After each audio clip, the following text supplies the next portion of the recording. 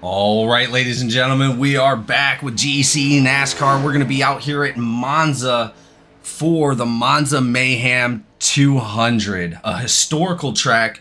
Super excited to be here. These drivers got a lot to do tonight. This is a very technical track, super high speeds, up to 230 miles an hour.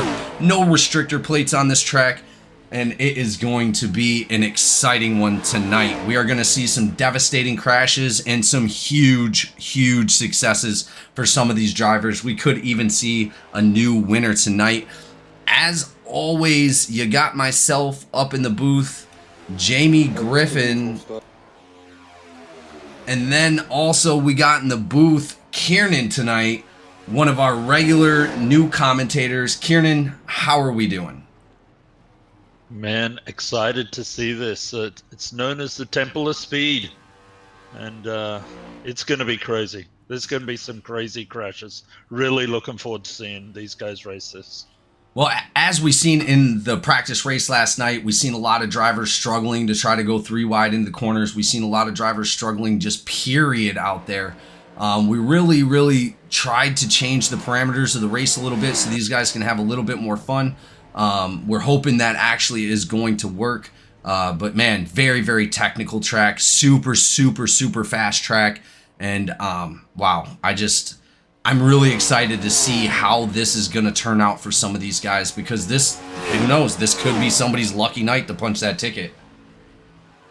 Yeah, it was I think all the guys are excited about it. I saw that we made some changes there on the drivers meeting, especially coming out of the pits and staying below the yellow line until we get to the back straight. What a great move. So yeah, look forward to it.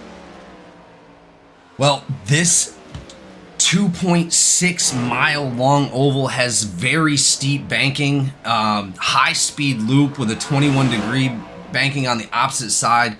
I really am interested to see how they're going to be able to handle all the bumps. Actually, as we're talking about it, the oval was last used for a Formula 1 race in 1961, and that was the last time it was actually in commission, and was formally decommissioned in the mid-1960s due to safety concerns over rising speeds and dangerous incidents. So these drivers are going to have a heck of a handful here tonight, Kieran. Yeah, it would have been crazy to race this thing in a Formula 1 car in 61. Oh my gosh. I mean, yeah. No safety regulations, man. That is crazy to me that they even would have considered racing those fast cars out here like that. But here we are at Monza, waiting to see what these guys can do. We're about to jump into qualifying here in a minute. Let's go ahead and take a look and see where our drivers are standing in practice right at the moment. Looks like both of the Hughes are up front, the number 20 and the number 6. They're going to be leading our practice right at the moment as we're going to come into the qualifying laps. Eller, Boone, Malone, all of our top 5. Malone right now, huge point advantage on the field. We're looking to see what he can actually do tonight and see if he can still maintain that huge gap, because like I said, anything can happen, just like at Daytona or Talladega. Who knows what is to happen to any of the top drivers especially. But geez, like I said, this may be a chance for one of the drivers that may not have seen it in their future to get that ticket punched for the playoffs. We only have 2 more races to go, guys. We talked about how old the track is, decommissioning, but it was initially integrated into the main Grand Prix circuit to create a full and longer layout. But man, I'll tell you, after safety concerns, I hope all these guys are going to be okay. This place was first designed in 1922. Can you imagine? Wow. 1922. Yeah, that is crazy. That predates Daytona. It does. By 40 years. It does. I will say that it did feel smooth as long as you were keeping it smooth and you're not pushing too hard. But we're gonna go over who's all up here with us tonight. Well, as we already were talking to Kieran here, as always, Austin Swanson coming in, one of our Cup Series race directors. Austin, how we doing tonight, buddy?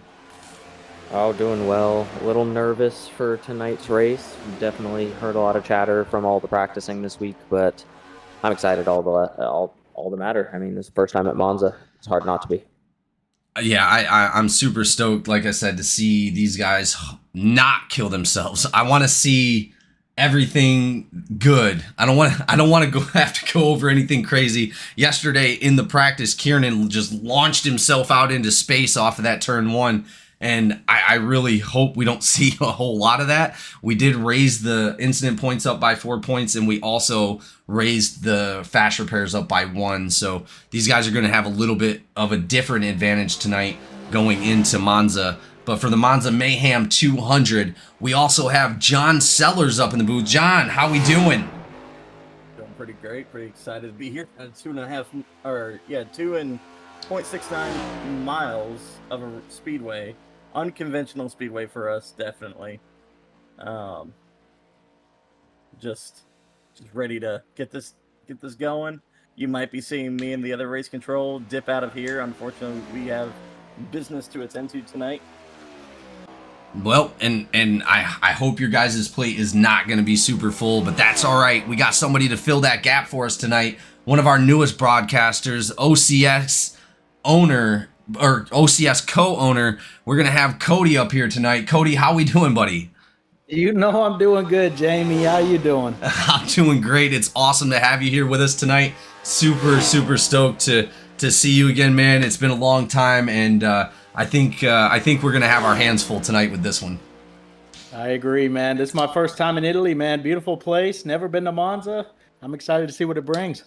Yeah, lots of good food, lots of good drinks, but these guys are gonna have a lot on their plate as far as maintaining enough speed to be able to keep up with the pack, but also keeping that speed down so they don't just absolutely destroy their cars. We've seen a lot of incidents in that practice race last night, and I would hate to see somebody get destroyed super early, but we're expecting some restart problems, maybe even a caution right after a couple of the restarts, because restarting is not easy here. There is no actual set go zone, right? So it's just when the lights turn on, they're off. So we did see a couple incidents last night, but man, these guys, great drivers. We expect to see a lot of talent coming out. Even some of the people we may not have seen up front might wind up there tonight, but it looks like right now for qualifying guys, if we're looking, Mills is up front, all of a sudden just took that front spot. He's going to be a rookie in that number 16. Mills coming in for the first season with us, doing an amazing job. He's up there with a 47.05. That's going to be 0.05 in front of everybody else. Hughes now coming in. He's going to be in second place. They keep shuffling back and forth, but it does look like the top 5 is Mills, Lynch, Hughes, McCabe, and Birkmeyer. Those are some names that we've seen in the future or in the past, and we expect to see them in the future as well. I'm pretty sure that's not Mills' first pole, by the way. No. He's taken the pole more than once this year. Well, Mills is also one of those OCS drivers as well. So Justin Openchowski, Andrew Lons, those guys that would, Birkmeyer, I believe, is out there. Birkmeyer's part of OCS, right? Yes, he is. That's what I thought. Openchowski, Birkmeyer's. It doesn't look like. It looks like we're missing. Are we missing Archuleta? Nope. Benjamin is out there. Good for him, man. And I'd love to see him out there. One of our other guys coming in from OCS for season 7, and it's just amazing to see how many of those teammates showed up to have Openchowski's back, man. Those guys are super drop dead fast, and we expect to see at least a couple of them up in the top 5, if not winning this race tonight. Did anyone else notice how big the cars looked on entrance to each of those corners? Like as we go through here with Elswick, just look how tight it is when he gets to about here. Oh my gosh. You got to So remember tight. the cars that this track was made for were about half as wide and weighed half as less. Yeah. Yeah. And then they're driving on radial tires back then, of course, as well. Well, we're going to go ahead and take a look at the actual race information. It looks to me Outlaw presents Monza Mayhem 200. This is going to be race 8 of season 7. These guys only have 2 races after this to make it happen. But this is going to be out in Italy, 2.65 miles. Track temperature right now, ambient temperature right now is going to be 104 degrees, 50% fuel, 200. Oh, it says 200 laps. That's not right. It's not 200 laps. It's 200 miles. So we're expecting to see a lot of interesting stuff come out of them 200 miles. Let me see if I can fix that. Yep, there we go. I'm not sure. Did they talk about stages?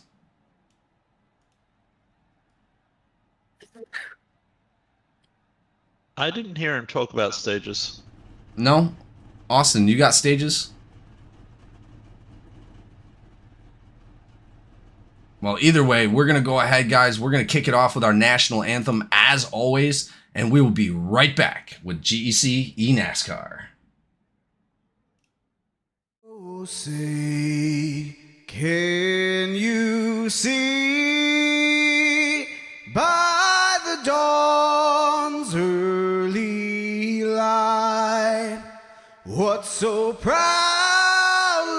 we hailed at the twilight's last gleaming, whose broad stripes and bright stars through the perilous fight o'er the ramparts we watched were so gallantly streaming, and the rocket's red glare, the bombs bursting in air, gave proof through the night that our flag was still there.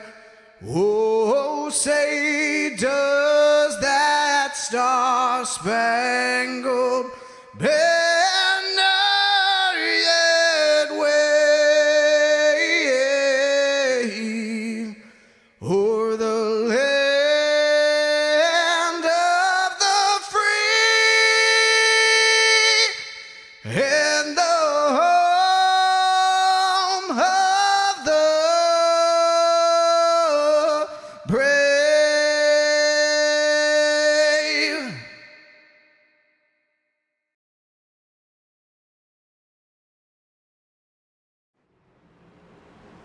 All right, ladies and gentlemen, we are back on the track. These guys are going to go ahead and they are going to get us started here for the Monza Mayhem 200 here in Italy. First time ever being here for a lot of these guys, for actually all of them, I think. But we are about to go green flag. Let's go ahead and see if we can get our scrolling grid. It looks like row 1, Darren Bruce and Logan Wilson, Jacob Malone in P3, B. Mills in P4. Our third row is going to be Wesley Lynch in P5. P6 is going to be John Hughes. Starting grid for row 4, Jason McCabe and Hunter Birkmeyer. Row 5, Michael Boone and Justin Harris. Row 6, P11, Kay Dunn. P12, Kenneth Gallman. Row 7, P13, Josh Eller. P14, Joseph Barrow. Row 8, P15, Ellswick, and P16, Jacob Hughes. Row 9, P17, Richard Elliott. P18 for Benjamin Archuleta. Row 10, P19 is going to be Brad Wilson. P20 is Reggie Evans. Row 11, Chris Campbell and Steven Linger. Row 12, Justin Openchowski and R. Lane. And then row 13 is going to be Dusty Haynes and Menchaca. Row 14, LZ and Shane Cochran. Shane Cochran starting towards the back in this one. And then row 15 is Jay Marion starting all the way in the back. We're about to go green flag here at Monza for the Monza Mayhem 200, ladies and gentlemen. And here we go. This is going to be an exciting race. Don't miss it. Green flag has dropped. The 76 and 39 going to battle it out right there. The number 60 now catching up right behind him, and that's going to be B Mills looking to, yeah, that is B Mills, isn't it? Oh, 60, I'm sorry. 60 is Jacob Malone. We already have a caution. Menchaca jumping to the pits already. What? I wonder what happened there. Let's go back and take a look. Oh, he just bent it right into the barrier down there. Let's see if we can get a little bit of a rewind there.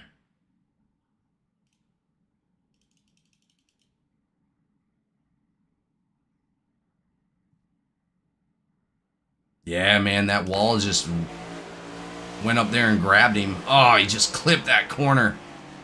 I knew that was going to be a dangerous point for the night. I really, really did. And then bam, right into that bottom section. He actually blew his engine on that. Man, credit to him too. He kept it up in the Armco.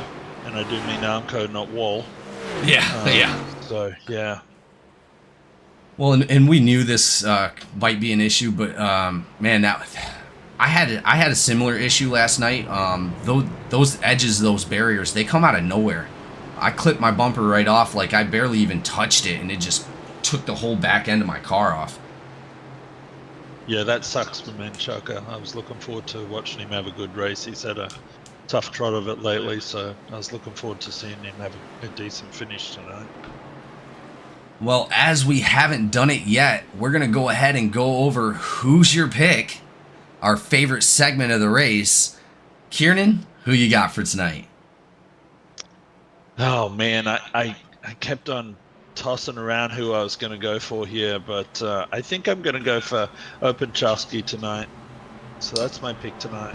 The number 96. Not a bad pick at all. Openchowski's very talented driver coming out of OCS. I mean, he's definitely made his way up front in quite a few races. He has a bunch of points under his belt. I think he might be looking at a playoff spot this season as well. Great pick. Cody. How about, yeah, Go ahead. Cody, who are you going for? Yeah, who you got for tonight? You know, I feel bad for not picking Openchowski. I was going to pick him until you picked him. I just didn't want to be the same, you know what I mean? So there's no hard feelings here. So I got to go with my boy Benjamin Archuleta to win this race tonight. Well, and as we've seen in previous series, Benjamin Archuleta has been knockout fast. He's definitely a main name driver as far as it comes to the Cup Series and GEC as well. Doing an amazing job this season, coming out with quite a few top fives, almost all top 10s. So really excited to see what he can do here tonight as well. You know, Yeah, very consistent driver for sure.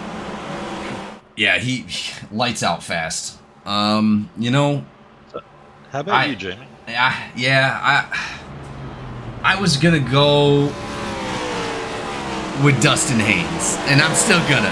He was like, "Don't pick me." You know what? I'm gonna pick Dustin Haynes. Let's see what he's got tonight. Let's see if he can overcome the broadcaster's curse and see if he can actually make it into the top 5 tonight. Hopefully, maybe taking home a checkered flag.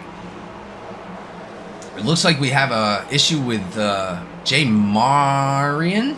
Yeah, Marion, number 11. Doesn't look like... I don't think he's left the pits. Well, and Shane Cochran is also down in the pits. That's strange. Caution laps are so slow here.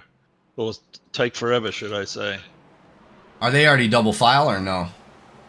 No, they're not yet. The lights haven't gone out yet, so we still haven't come to the line for the last lap, I don't think. Wait a second. Malone joined IT and out? When did that happen? I thought, because he was the number 99, right? And I looked at him, seen number 60. I didn't think that was him. He must have changed his number and switched over to IT and out team. Must have had to have been yesterday.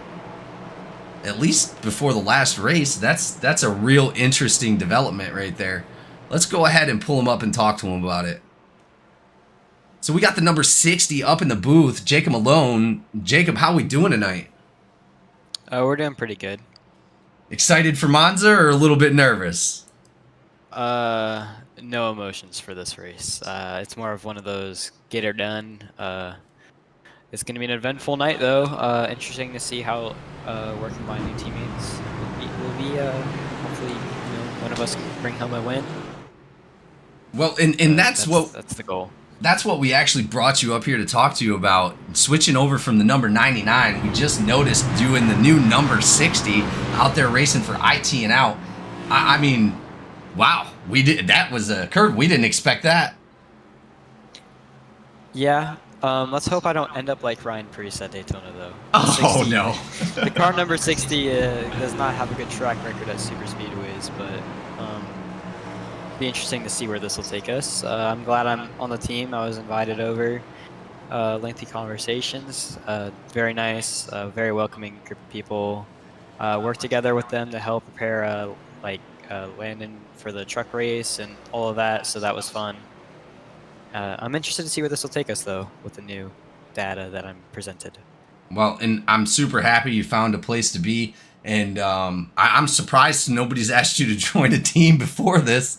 But it seems like they were, when we told them, hey, why don't you reach out to Malone, see what he says about, trying to help out. And IT and Out was really the ones that were reaching out and trying to get information on how to get faster and actually beat you on the track. They just decided to take you on board. Yeah, if you can't beat him, join him. I guess so, man. I hope you guys go out there and have an amazing race. Good luck tonight, Malone, and we expect to see you back out in the winner's circle soon. Thank you, man. Have a good one. Yes, sir.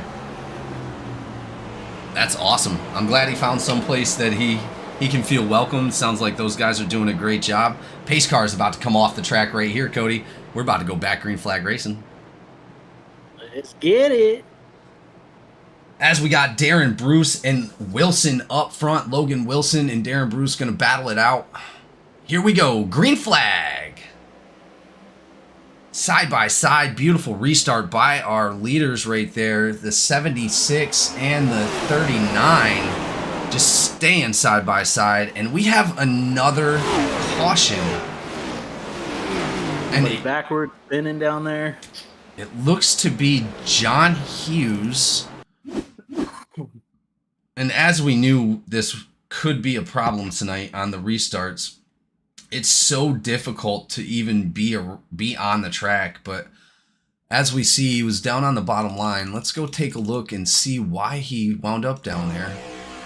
Oh, he hit that bottom line, and yep, that's exactly where I was warning people in that driver's meeting, man. That little bump right there will get you every single time. Amazing that barely any drivers made any contact with him. He was dang near more than middle field. He was up towards the front.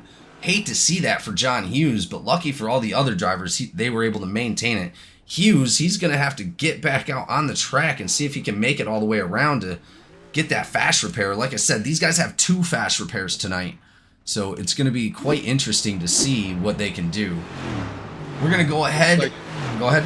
Looks like Lynch caught a piece of that, and I'm not sure who caught that right at the end. Somebody got a little bit of damage right at the end. It might have been Goldman, actually. So skid mark boys are not having a good night so far. Yeah, with Menchaca down and having that last accident, I'm hoping these guys are going to be able to pull it back out. But we're about to see here in a minute what is going on. Wow, still super exciting. I mean, to even be out here right now. Like we said, one of the oldest tracks we've ever been on. First time GEC's ever been here. We were in Japan for the Truck Series last Tuesday, if you guys remember. We were actually at Montigi Super awesome race for the truck series.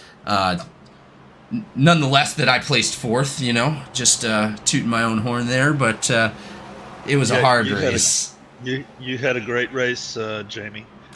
Craig had bring it home in the end. I think he had a great race as well. Yeah, definitely. Question for you: Montegi or Montigi? I'm gonna say it's pronounced Montigi because that's just the accent that I would say it with, but I believe it's Montegi. I'm Australian, so I'd probably have to go at Montegi. Yeah, that's what we would do. We would do. All right, guys. Well, we're gonna go ahead and go to a quick commercial break. Enjoy the music. This is a track made by our very own Shane Cochran, amazing artist, and we thank him so much for coming up with the song created just for GEC. We'll see you back out on the track here for the Monza Mayhem 200 in just a moment.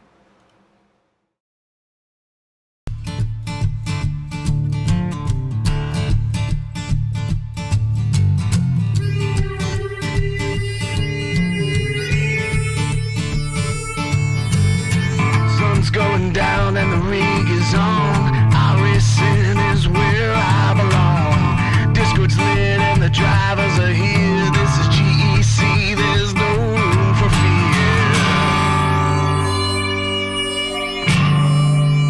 Green flag drops and the engines roar. 40 cars and we all want more. Mash the gases, we're on the line. Forward and we're feeling fine. Close in a slipstream dance, taking the corners in a high-speed trance. Try oval side by side in this GEC league. There's nowhere to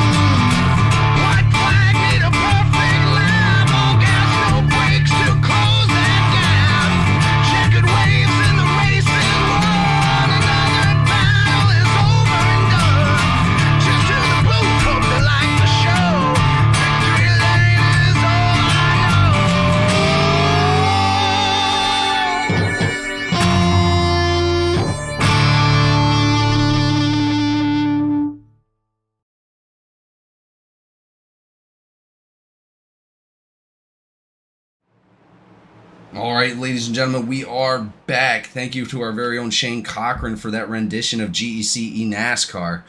Doing an amazing job out there. He also is the one that sings our national anthem, guys. Man, he's so talented. Yeah, that song's absolutely awesome. I loved it. As soon as he posted it the first time, I'm like, yes. That thing was sweet. All right, we're about to go back green flag racing. These guys are going to be double file here. There was talk about maybe possibly doing, I want to say, like single file restarts, but we've never really done that in the past, and I don't think we're going to start doing that now, unfortunately. So we're just going to have to be careful on these restarts and make sure that these guys know what they're doing. Still not a lot of green flag racing yet, but hopefully we'll get to see that here right after this next restart. It looks like Darren Bruce and Jacob Malone, they're going to go ahead and lead that front lane once again. Hunter Berkmeyer and B. Mills is going to be right there, the 95 and the 16, and lead out our top five. We're going to have Jason McCabe in that number 36. Lights are off, so we're coming to the green here.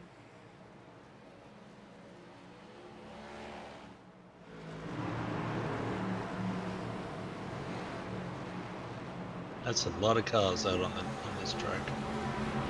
Yeah, as it sits right now, there's 28 cars still left on the track. Unfortunately, Ben Chaka's still in the pits. He wasn't able to get back out, but let's see what happens right here. This is going to be an exciting one. I would love to see a couple green flag pit stops. That would be awesome. Yeah. Pit road's hard to get on and off. Well, look at that huge single file on that inside, man. Yeah. That looks like a lot of people must have pitted that round right there. I really wasn't paying a whole lot of attention to it, but we're gonna go ahead and check on repairs. It looks like some of our drivers already having to get those repairs.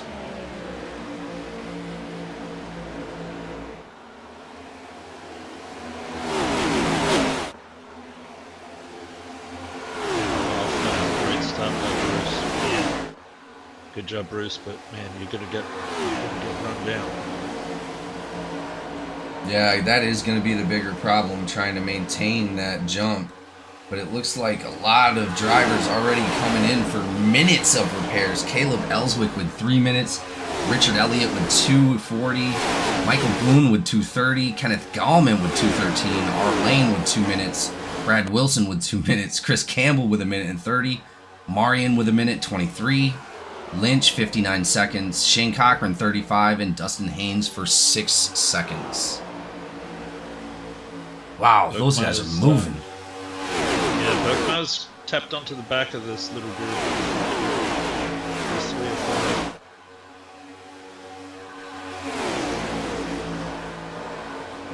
4. Well, and we were talking to IT and Out Motorsports. Somehow they were able to get up to 200. They have video of it and they showed it to me. 240 miles an hour they were able to get up to. That's crazy. That is insane, considering we only get, what, 200 barely at Talladega or Daytona. Oh, and we have an incident right there. Looks like the 6 got loose. Is that, yeah, that looks like Jacob Hughes, actually. Let's see. Yellow took a long time to come out. Oh my, that was a collection of a couple cars right there. Dustin Haynes up into the wall hard right there. Gosh dang it. It looks like the number 6 was riding along that top side. Let's see what happens.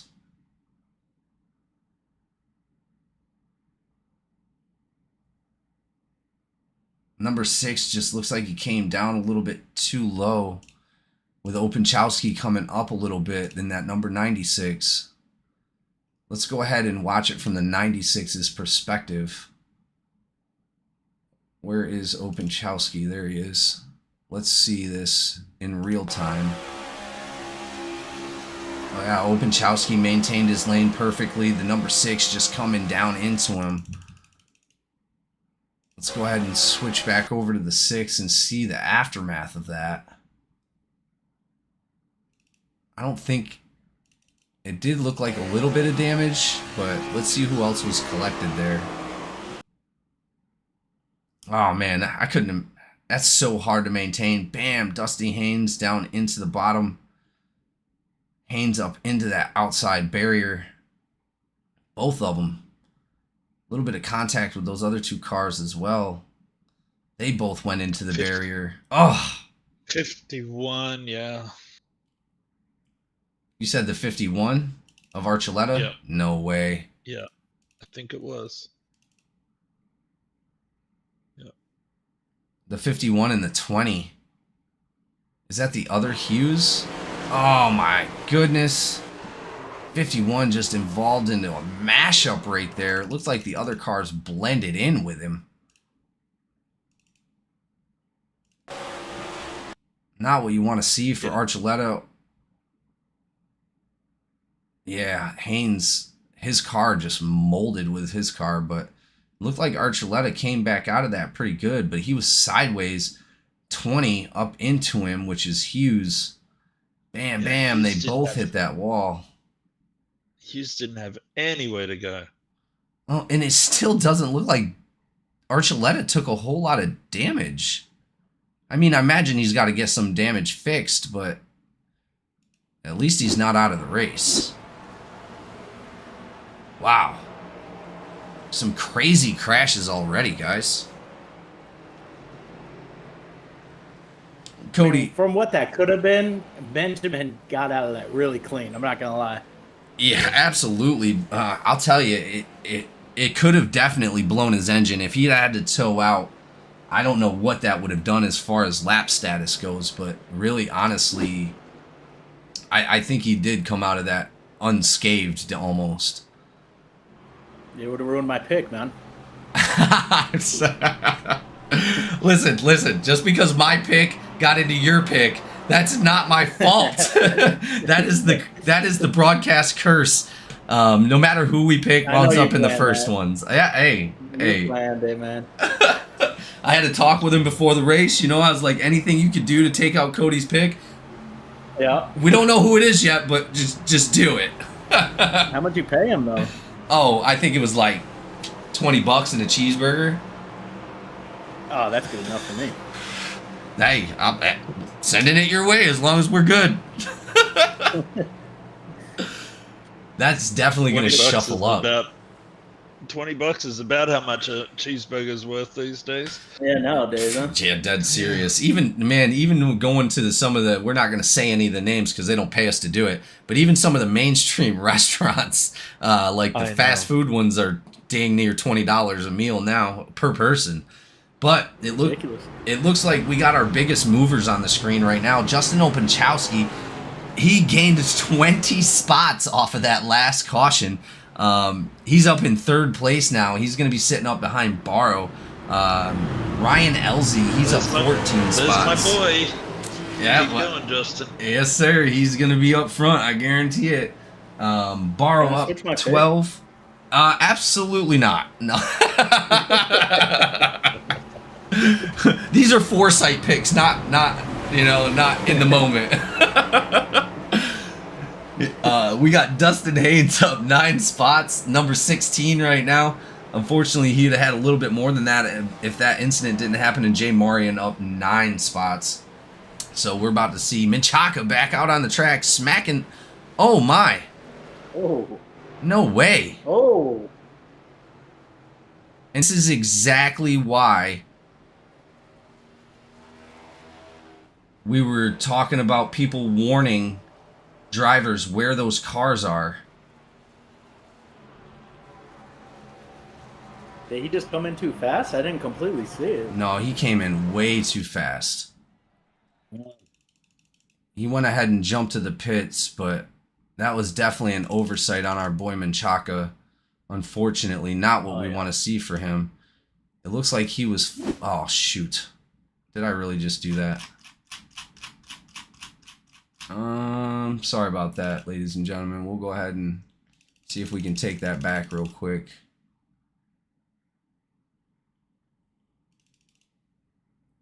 There we go. We'll just play that forward. Menchaca just flying around the track, just whipping. Cars down at the bottom. Green flag. I'm telling you, man. He touched that grass on the outside, smacked that inside barrier, thought he was going to be able to hold it into the 95. 95 into an IT and out driver. Looks like the number 60. So 95 into 60 before the restart. That is going to throw a wrench in that restart, ladies and gentlemen. Let's go ahead and go back to the grid.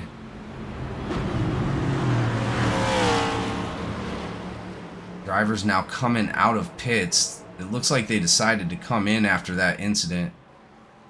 95 of Birkmeyer. He's going to be... There, looks like they're all going to be coming back out. Michael Boone, Ellswick, and Richard Elliott.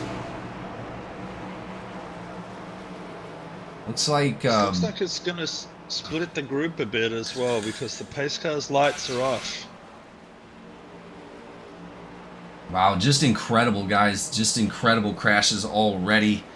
Super exciting, but not what you want to see for some of these guys out here. They're definitely just trying to get through the chaos. And even on that caution, just wasn't able to get it done. It does look like all the drivers came back out, though, except for Menchaca. Man, the lap's so long that they all got caught up by lots of things. They get Yeah, in line. I'm actually really happy about that. I don't know if any of them had to use that fast repair, but we still got over, what, 75 lap, or I mean 85 laps almost to go. Using the fast repair this early, we did give them 2, but they're still going to be scarce. There is going to be a lot of contact. Like we told these guys, it is going to be a very difficult race. They just need to maintain and try to have as much fun as they possibly can. But I don't see a lot of fun out there right now, guys. As the green flag's about to drop, once again, Justin Harris and Barrow going to battle it out. Barrow in the number 4, Justin Harris on the inside in the number 7. Here we go, green flag. Justin Opachowski racing Lynch right there as well. And we have another caution, ladies and gentlemen. What happened there? I am not sure, actually. So it looks like 3 seconds. I know. It looks like Linger and Gallman getting involved. Let's see if we can speed that up a little.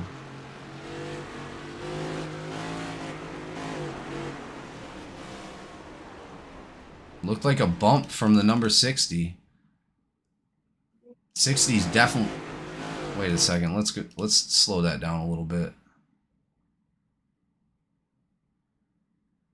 Is that more than a car length for the 91? On the restart? I think it is. Suspiciously looks like it. Oh man, he's like 3 car lengths. So when the restart comes out,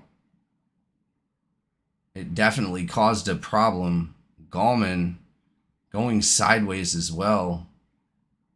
Gallman locking it down. Number 60 getting into him a little bit, but it doesn't look too bad. 91 definitely taking the brunt of that, and that is because of that gap that we were talking about during the restarts. If it's more than 1 car length away from the front of the guy in front of you, you're gonna wind up having to take that penalty, unfortunately.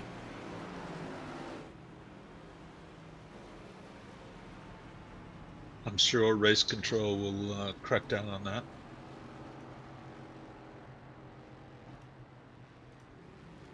Oh, I am definitely sure that they will be taking a look, but that's super unfortunate for the 61. I hope he was in the meeting to where he could hear what we were talking about.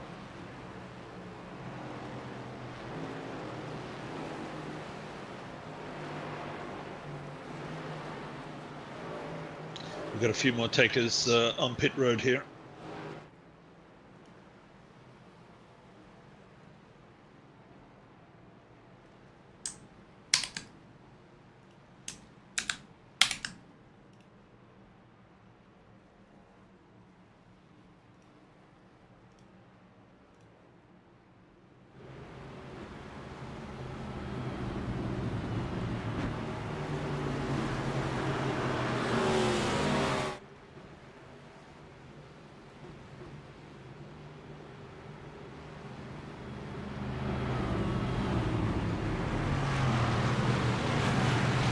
Let's go ahead and look at the pit stop stats right as we stand right now. Looks like most of our drivers have came into pit 5 laps ago. Most of them getting fuel only, a couple of them getting fuel and tires, but there are quite a few that are under repair. So we're gonna have to watch that tonight.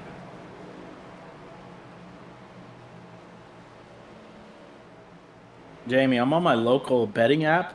And it says the over-under for cautions is 33. What you got, the over or the under?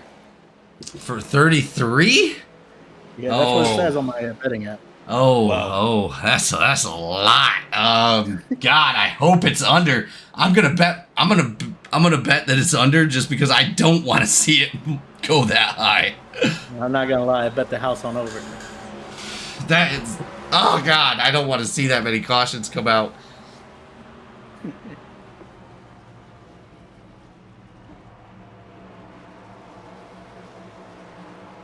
But it looks like Barrow and Harris are going to go ahead and restart us once again. Gallman sitting up front of those guys looking to see if he can get that lap back. Looks like we've got another lap before we go to green.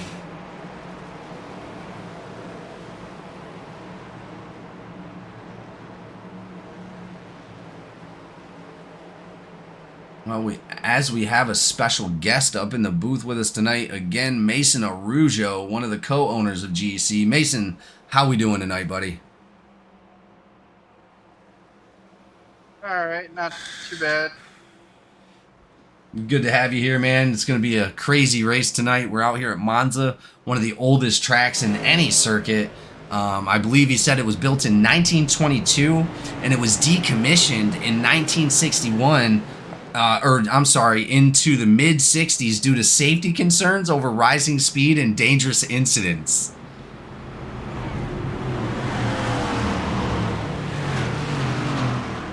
Yeah, that sounds pretty interesting.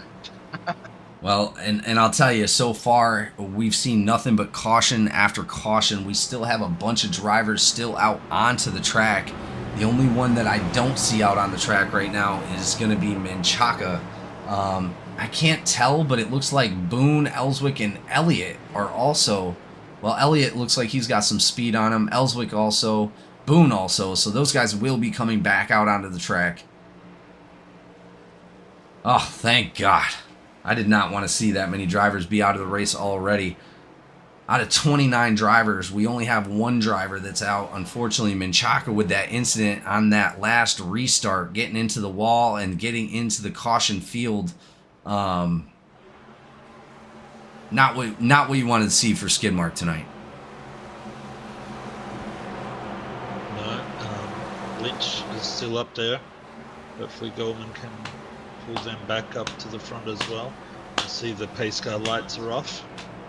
So we'll be going green here in a bit.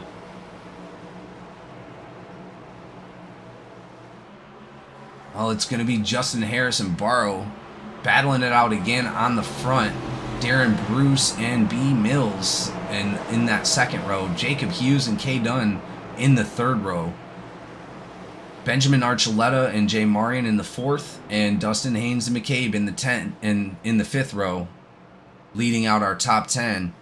Here we go one more time here at Monza for the Monza Mayhem 200, ladies and gentlemen. We are green flag. Justin Harris right there, door to door with Joseph Barrow going into turn one. And there's a lot to risk tonight. Obviously, these guys are fighting for playoff points. Anybody that hasn't punched their ticket yet is looking to get that ticket punched.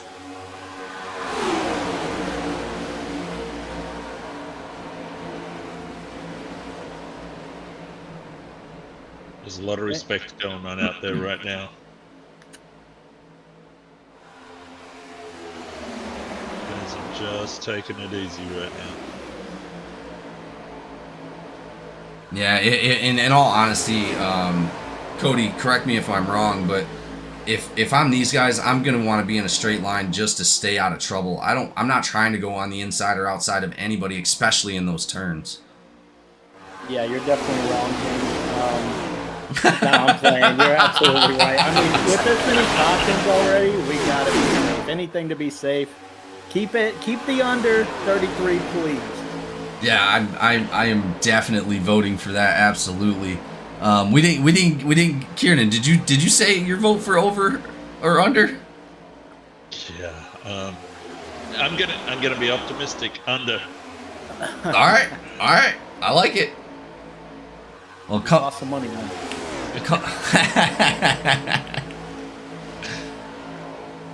Well, as we go back and look at Rockingham for these guys, Rockingham, our podium winners was Jacob Malone, Shane Cochran, and Ronnie Lane. All an amazing race last week. Definitely Rockingham is a difficult track, but it looks like those guys escaped it nice and cleanly. Rockingham, for me, boys, was one of my worst races I've ever had in my life. I don't know about you guys, but it was super difficult. I love Rockingham. I enjoy Rockingham. I didn't have a great race, but I really enjoyed it. You were quick. You just had a couple of incidents. Yeah, and I felt so terrible. I actually went on my first apology tour after that race because I I made contact with a couple people that I didn't mean to. I mean, it seems like me and Yancey are going back and forth, but it's really not. It's just a coincidence that we're even getting into each other like that. It does look like, guys, we have a huge separation on the track. We got like 4 or 5, maybe even 6 different packs of cars going on right now. It looks like we have the top guys, which are going to be Joseph Barrow, Darren Bruce, Justin Harris, B. Mills, Dunn, and Hughes, and also Dustin Haynes leading that top pack for the top 7. And then it's going to be Benjamin Archuleta, Wilson, McCabe in that second pack. The third pack is going to have Lynch, Malone, and Eller. And then fourth pack, Birkmeyer, Cochran, and Elzy. Fifth pack, oh my, Wilson, Openchowski, and Hughes. Oh, that goes way further back than that.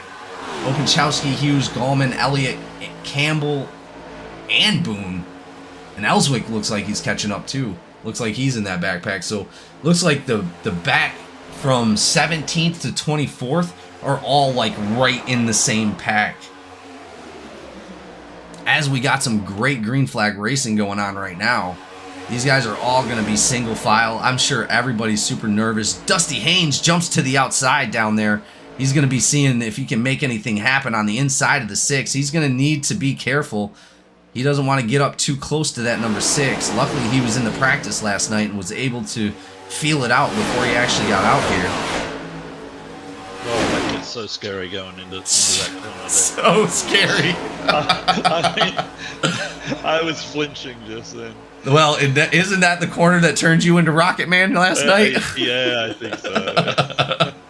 Well, after I went back and looked at it, I seen you and another car just launching off of that hill on the left right there, because there's no barriers, man. I mean, like, this is a super unsafe track. I cannot, like you said earlier, I cannot believe that they raced Indy cars here or F1 cars. That's just mind-blowing. Back in the 60s, those cars were dangerous enough. It's crazy. It's amazing the speed that these guys will get when they really line up. So they're being easy right now. They're really taking it easy, but the speed that these guys are going, I can't emphasize it enough. And just by putting your wheels on the outside here, right there where the grass is, Jamie, you know what that's like. It just sucks you straight out to that grass. Yeah, and it happened to me actually during the race. It was super unfortunate, and I was not happy, trust me.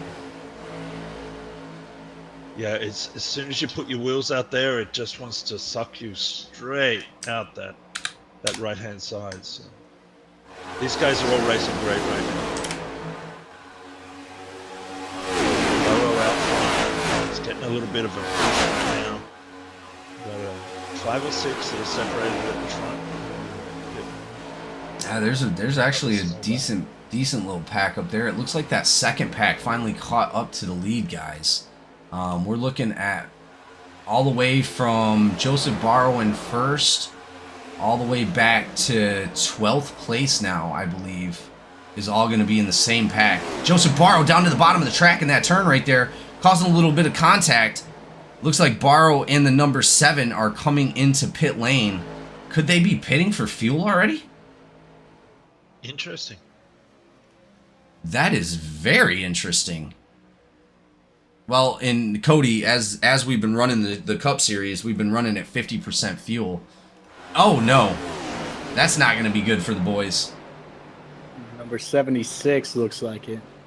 76 of Eller. Oh, man, there was 3 laps to the first stage. Oh, no. So that means this is going to be our stage, ladies and gentlemen. Let's see if we can figure out what happened to Eller here. Oops. It's that apron, man. That apron's getting them all.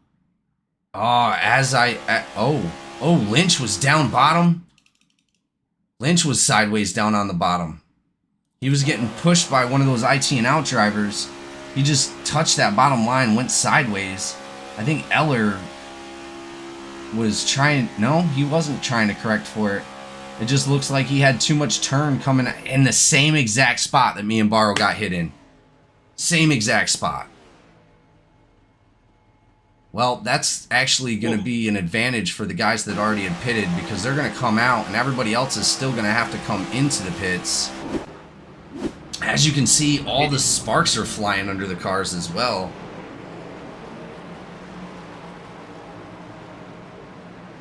Super bumpy track, guys. Super bumpy. These cars are really low. You're going to see a lot of contact with that scrape plate underneath those vehicles.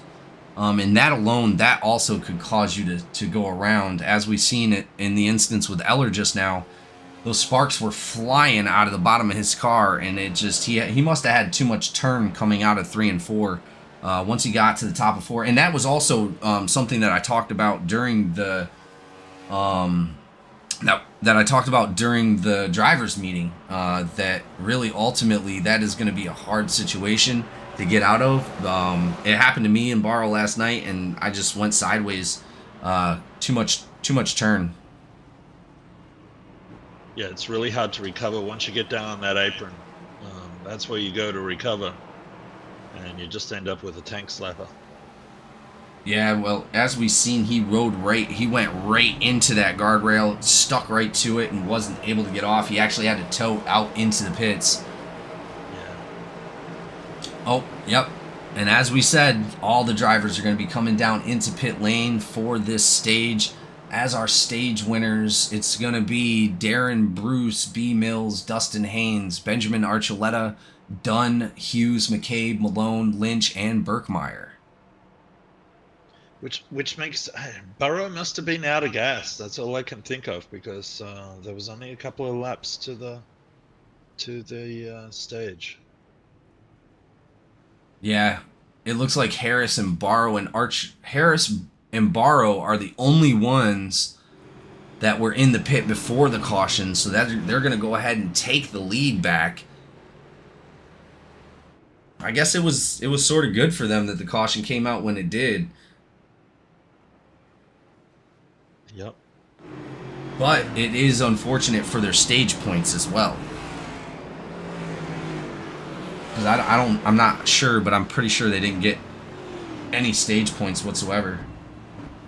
I don't think they did. Man, we started to see some good racing there. It started to single file and start to at least have some good racing. Well, and what I'm excited about is nobody actually killed each other, right? If somebody made a mistake on their own and damaged their car, I would much rather that than them getting into 5 or 6 drivers and canceling out fast repairs immediately. That's not what we want to see. We've still got a healthy field, so it's going to be some good racing. Lister said, Griffin, you can't jinx me still. LOL. That's hilarious. Cody, where's your pick? I picked in third, man. What are you talking about? Yeah, he is. That's Archuleta up to third. Openchowski dropping from third to 14th after that pit cycle and that caution.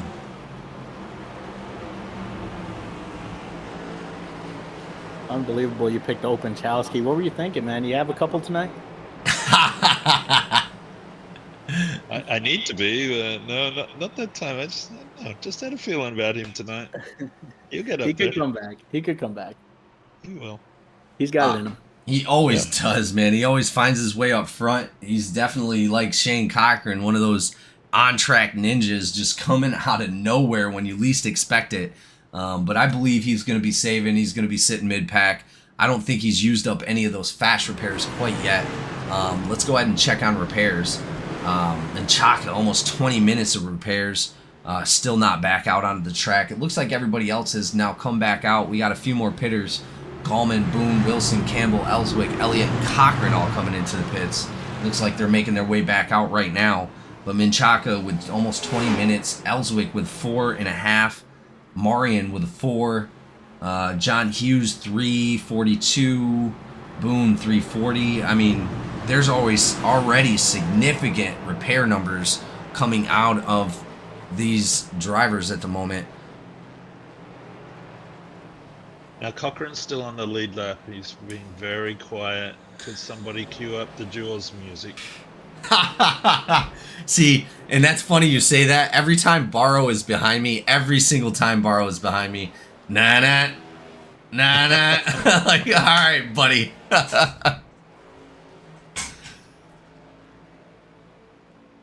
Lister just put down in the chat that Burrow is his pick. That's not fair. You're not allowed to pick Barrow. Barrow's not. We're not even supposed to be talking about Barrow. But as we go ahead and look at our lap leaders, Darren Bruce with 14 laps led, Justin Harris with 9, Joseph Barrow with 7 laps led, and Logan Wilson with a single lap at the moment.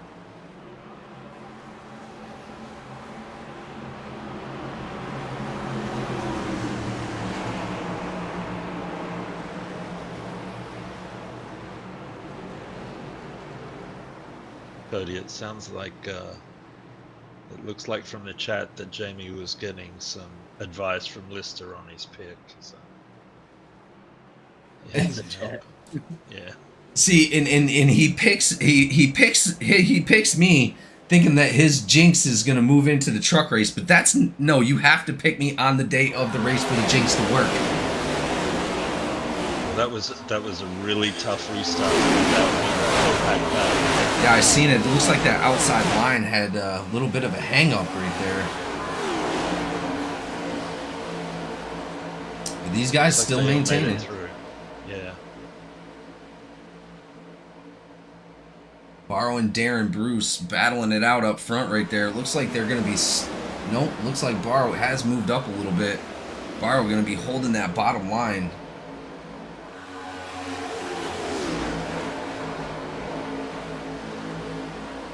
Looks like 95 of Berkmeyer is back out there, hunting them down on the outside of the 76, Logan Wilson. They're going to be battling it out for P9. Berkmeyer looking for as many points as he can get so he can make his way to the playoffs before race 10.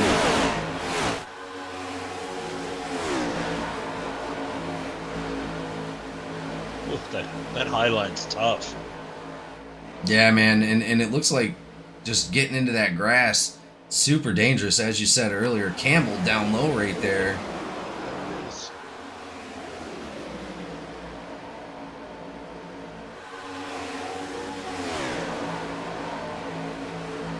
A lot of talented drivers out here, though. I'll tell you, these guys are doing a lot better than I would be right now. Oh, and we do have... Damn it! Commentator curse. All right, that is going to be another yellow. Do you guys have eyes on what caused that yellow? Benjamin Archuleta jumps to the pits. Oh no. Or wait, no, he went off track. Let's take a look. I think it might have involved Archuleta. Oh, jeez, man. Huge contact with the pit wall from Archuleta. Go ahead and speed it up a little bit. Yeah, getting same spot in number 4, getting loose right there. Hitting those bumps. So easy to do. Well, it looks like he almost made it out alive until he got hit that inside wall. Oh my. He hit the outside green wall and it bounced him straight into the inside wall. I'm hoping he was able to make it to pit lane. It didn't look like he towed out. So he did make it. I'm not sure how, but that car's drivable. Yeah. Wow, guys, that and I'll tell you, if that was a real life driver, he would not be feeling good right now. That was a hell of an impact from that inside wall right there, bouncing off the green wall. Yeah, he's got a broken knee and neck pains. He's got all of it right now. Yeah, full-blown concussions. He's seeing double. Yeah. And Craig had just put in the chat our Tuesday night winner in the trucks. Just put, what an angle. Yeah, what an angle. What a camera view of that just then. Dang it, man. Not what you want to see for Archuleta. I'm definitely hoping. I believe he did have a fast repair. It looks like he is coming back out on the track right now. So he must have had at least one left. Good. I was about to delete him off Snapchat. Hey, that's up to you. He definitely came back out and somehow made his way up to 13th place after that caution. But we got a few drivers that did take pit lane. Gallman, Cochran, Openchowski, Elliott, Wilson, Hughes, Boone, Campbell, I said Ellswick, didn't I? I meant Elliott. Yeah. And then Evans, Linger, and Marion. Marian's been quiet a little bit as well. He's been mired back in the pack a little bit. Well, as we get back to the green flag, we're going to go ahead and take a small intermission right here, guys, and we will see you right back for green flag action here for the Monza Mayhem 200 at GEC NASCAR.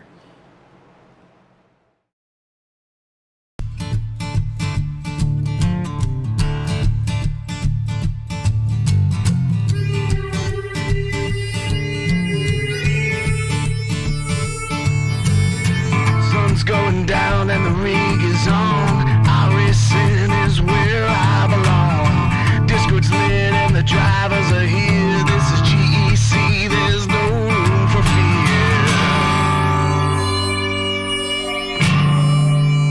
Green flag drops and the engines roar. 40 cars and we all want more. Mash the gases, we're on the line. Forward and we're feeling fine. Drifting close in a slipstream dance. Taking the corners in a high-speed trance. Tri-oval side by side. In this GEC league, there's nowhere to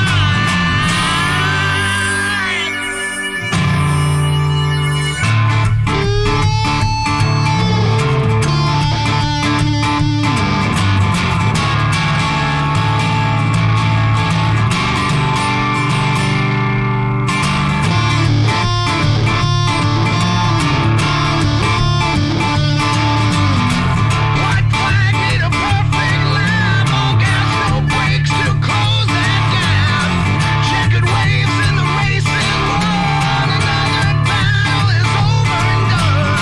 Cheers to the booth, hope they like the show. Victory lane is all I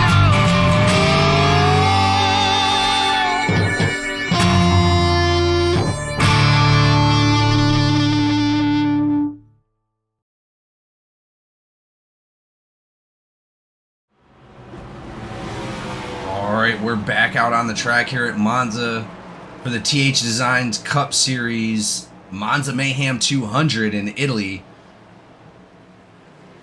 Like you said, Cody, beautiful city, great food, great drinks, even more beautiful women.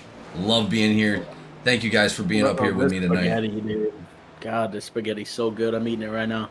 Oh, see, you can't be bragging about food when everybody else is hungry. Well, you can have some, dude. It's right here. I'd rather a meatball sub, but they'd probably shoot me in the street over here. Oh, yeah. You don't want to do that here, buddy. Have you ever watched the videos of the Italian boyfriend where the girlfriend breaks the spaghetti in half and puts it in the thing? Oh my God, he loses his mind. They take That's food like so illegal in serious. Italy. I swear it has to be the way he reacted to it.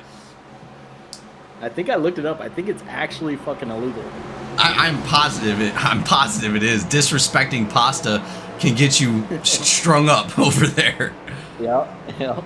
Death penalty. Here we go, ladies and gentlemen. Go ahead. Pass me the panini. Yeah, absolutely. I'll take the little flat pizza. Yeah. Here we go. Justin Harrison and Barrow once again restarting. Green flag is out. Everybody looks pretty side by side right now, especially Harris and Barrow. They're going to be fighting it out. Harris just edging Barrow out a little bit on that restart. Wow, that outside line is much faster this time. Barrow deciding to jump to the outside line. I think he's seen the advantage immediately. Oh! Oh, my God. Oh, that's a big one.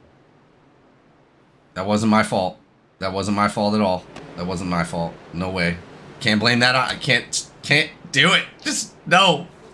Jamie, it might have been your fault. Just because I said his name as it happened does not mean it was my fault. When it happens every time, Jamie, I'm starting to believe it's your fault. I can't get away from this, man. I can't. Since season 1, I swear to you, since season 1. Barrow looks like he's maintaining his lane. The 39 just getting too close right there. He comes up into Barrow a little bit. Yeah, that looks like it's definitely going to be on the 39 of Darren Bruce, unfortunately. Darren Bruce has went into the pits. Barrow crashed out. Looks like it involves several other drivers as well. Shane Cochran, R. Lane, McCabe has jumped to the pits, and Bruce has jumped to the pits. Oh, man, McCabe got it so bad. The 36. Oh, yeah. Holy crap. Man, and as they said, oh, jeez. Yeah, and that absolutely blew his engine. Oof. Yeah. Oh, terrible, terrible turn of events. I hope those drivers are going to be okay. We'll check them and see what happens out of the infield care center. I almost messed that right up. I mean, what were they thinking when they built this? They left that Armco sitting out in the middle I'm of the... saying, like, Where's the yellow track? can't you like wrap those barriers around a little better? Or goodness, A little corner on it. Well, we're starting to really see why this track was so dangerous in real life. These guys had a lot to watch out for, and those barriers are 100% one of them. Like, I've never seen anything like that on any track I've ever been at. Wesley Lynch just put out there, check out my point of view. So we should probably do that at some stage. Jump in. His point of view from the last one? Yeah, maybe. Oh, is that what Lynch means? Yeah, maybe, because I think Barrow was down to the left of him when McCabe hit the Armco. All right, let's go take a look, see if we can... And I do mean Armco. I'm going to try to see if we can catch the caution. Let's go back and take a look. Here, let's switch it over to in-car cockpit. Oh, man. Oh, no. Oh, no. Oh! Holy jeez! He's just split the hairs of those guys. Wow, dude. That was just complete chaos coming from the 33's point of view. So happy he made it through that, but really unfortunate for some of our other drivers that did not make it through that. It does look like some of them are coming out of the infield care center now. Maybe we can possibly get an interview. Let's see if we can get an interview. Was that the 36 that wound up on the fence right there? I think it was.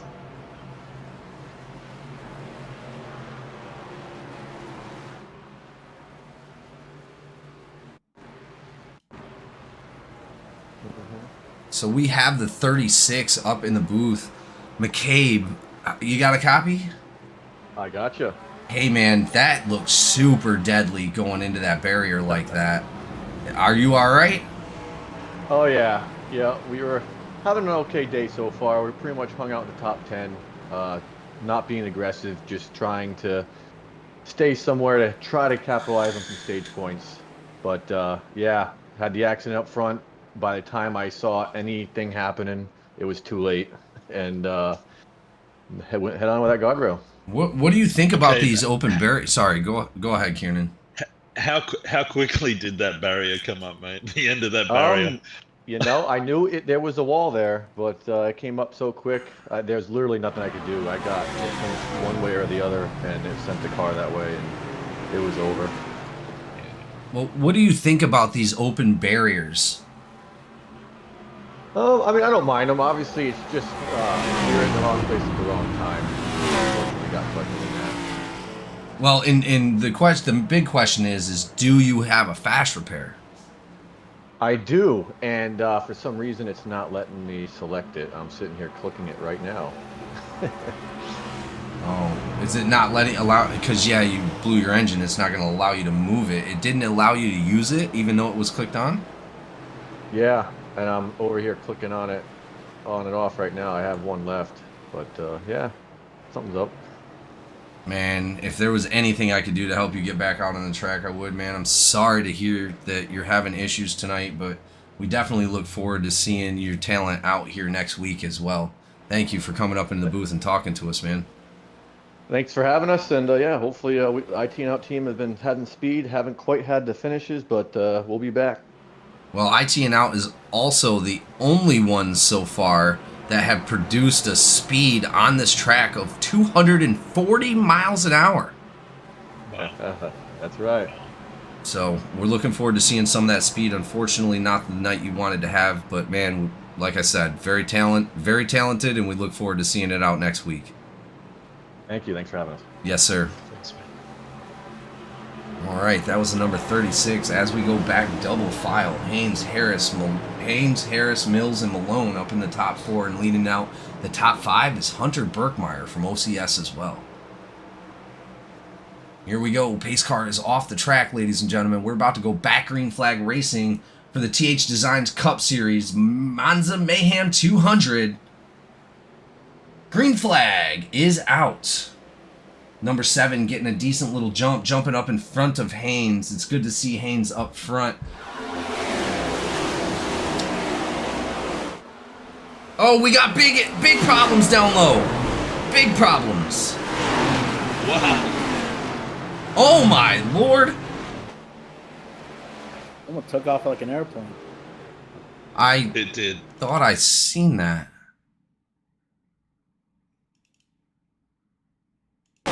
What was that?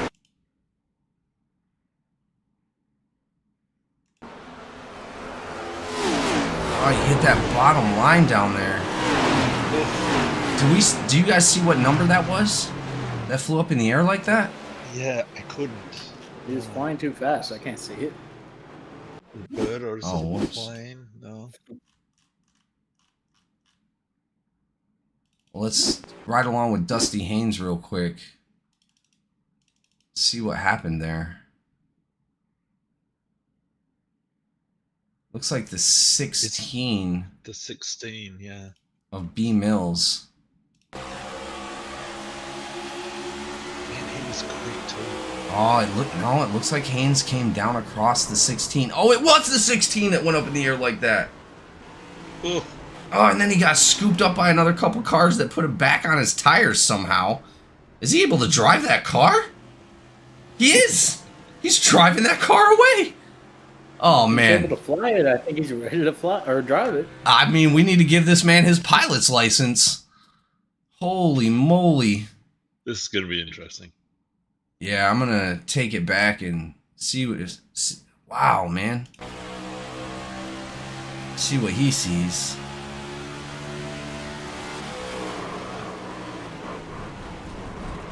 Oh, no. Oh, my. You got a close-up of somebody's tire right there. That was insane. Justin Opachowski barely avoiding that crash. Oh, that's Bailey Mills? Yep, B Mills, yep. No. Unfortunate for Mr. Mills. Haynes coming across his nose, putting him down to the bottom, hitting that ramp down there. We also have a couple other drivers involved. Hunter Birkmeyer was involved. I think Lynch was involved. Birkmeyer and the number 3 of Haynes going up into the barrier. Oh, a lot of damage for the 95. I hope he still has a fast repair, because I don't think he's going to be coming back out on the track if that's not the case. Shane Cochran also involved somehow. He's sitting far back too. Smart on his part. I wonder how he was involved. Let's take a look. Slowing down. He's almost come to a complete stop on the bottom of the field. Smart for him. Yeah, he didn't actually crash. He just avoided everything. Let's go check out Ellswick. Ellswick 2, it looks like he's playing the smart role, riding it towards the back a little bit. Ellswick slowing it right down to almost nothing, guys. Yeah, so a few of these drivers, I think, expected this to happen. Good job, Elswick. Haynes looks like he's the only one that jumped to the pits, unfortunately. And Ryan Elsie also jumps to the pits.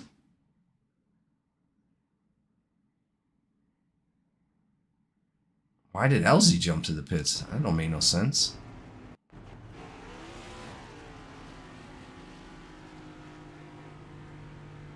Don't look like he jumped to the pits at all.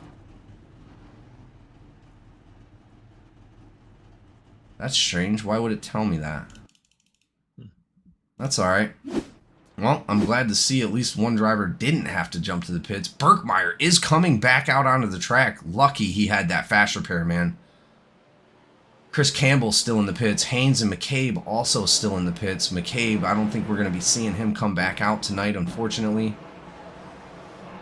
That's going to give Reggie Evans the lead, the number 93. He's going to be up front taking some laps for himself.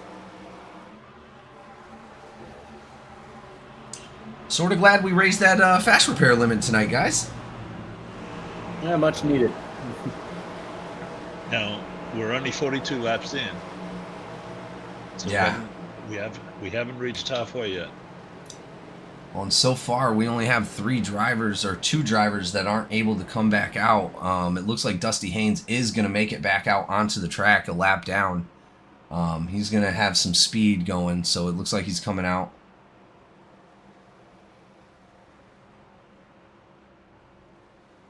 A lot of drivers going back into the pits. Boone, Gallman, Lynch, Elliott, Birkmeyer, Wilson, Linger, Cochran, and Ellswick all going into the pits. Let's go ahead and check out our repairs. They're looking pretty significant, guys. All the way, our top 15 repairs are 20 minutes to 2.5 minutes. Let's check out the fastest 5 for tonight. Looks like Darren Bruce coming in.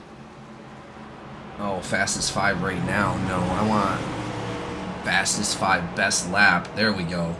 Logan Wilson coming out on top for that with a 45.14. Jay Marion is going to be right there behind him with a 45.18. Dustin Haynes, unfortunately involved in that last incident, is going to be third fastest driver tonight with 45.29. Benjamin Archuleta snatching that 4th spot with 45.31, and Jacob Malone coming in 5th place with 45.36.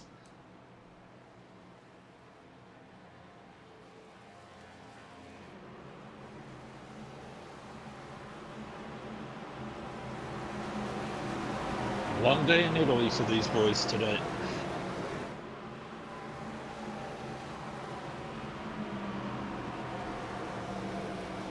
And as we get up towards going back green flag, these guys are going to be double file. We're going to have 2 new restarts. It's going to be Reggie Evans and Openchowski. They're going to battle it out here at the Monza Mayhem 200 for our... I have no idea how many restarts right at the moment, but a lot of crazy action. Some insane crashes already. Pace car off the track, ladies and gentlemen. We're about to go green flag. Looks like the 93 above the 96 a little bit. Green flag is out. That is going to be Openchowski around with the 31. Justin just looked like he had a slow restart there. Not fully sure what happened. Now there's just cars everywhere.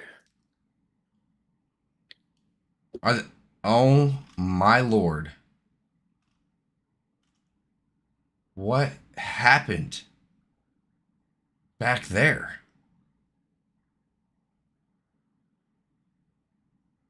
Well, it looks like the 31 went up into Openchowski, turning him around. And then he came back up into the 76. 31 of K done. Trying to hold on to it, but just can't do it. He's going to spin out into that outside wall. Let's go take a perspective from Gallman and see what happened. Let's hope that all these drivers just slowed down. Birkmeyer, what? Down into the 71 of Gallman for some reason. Let me go to Birkmeyer's view. What happened there? Did he get tapped? Did he touch the Unco there? No? I think he might have. Yeah, I think he got tapped by the 91. I don't see any contact between those guys other than when he started to spin though. But I can't be sure. But a few drivers involved in that. Barrow jump into the pits. I can see Barrow down there. What happened to Barrow? Man, look at that. The whole circuit's closed.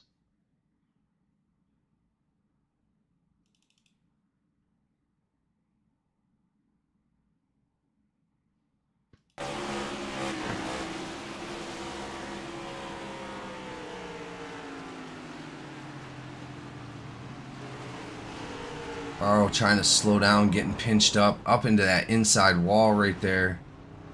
I bet you he broke both toe links on that and he wasn't able to steer that car anymore. Gosh, dang it. Not the night you want it. Oh, Barrow's back tires are off the ground. He can't move the car. He's going to have to tow. He did have to tow. I wish somebody would have came down and tapped him a little bit. He'd have been able to get out of that. Yeah, he's just caught up on that berm.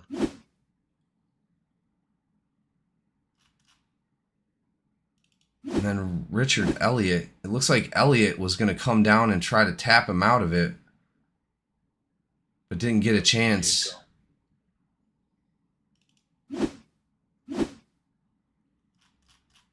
Wow. That was probably the most insane one yet. There was nowhere to go for these guys. The whole track was blocked. Yeah, you're not wrong.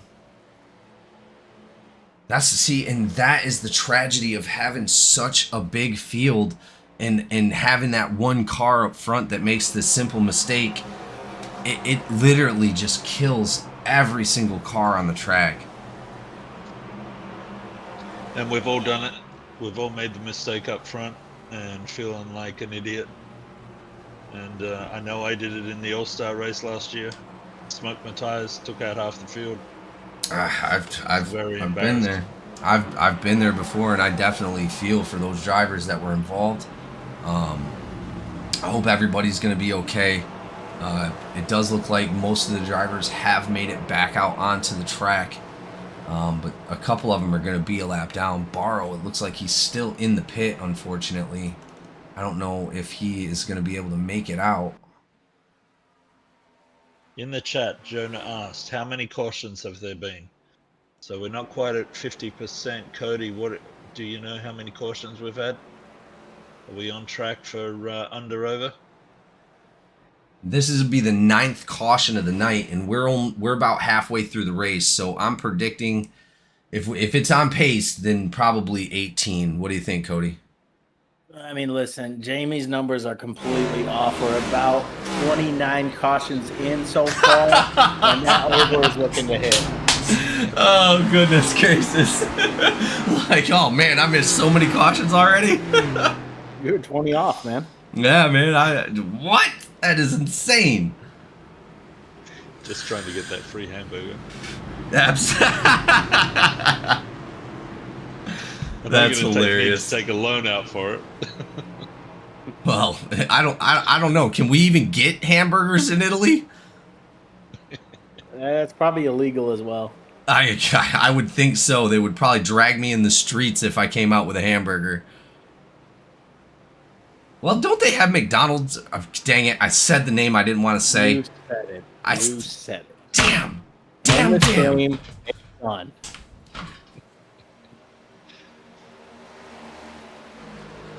Yep, now they're going to have to yeah. pay us. I buy you a per. Oh, I can't say that either. I nearly said it. I'm like, yeah, no, I can't say that. Okay. Reset. All right, we're going to get back to it one more time. I believe we're starting to approach that second caution, or that second stage as well at lap 60. So we got about 13 more laps before the second stage actually comes out. Reggie Evans and Logan Wilson going to battle it out for the restart. I'm hoping everybody gets it to... Oh, what was that? That looked like one of the IT and out drivers got into somebody. And see. Oh my. Everybody's so separated. But the pace car didn't come off the track yet. No, they were two abreast, but the lights were still on. That's curious. They were definitely double file for that whole lap, right? Did they extend it?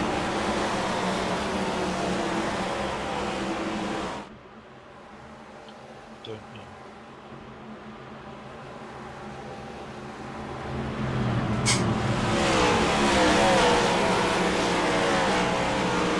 Well, in recent years, guys, efforts have been made to preserve this decaying track, to keep it as a piece of motorsports history. So technically, these guys are racing on motorsports history right now, and it has been super dangerous.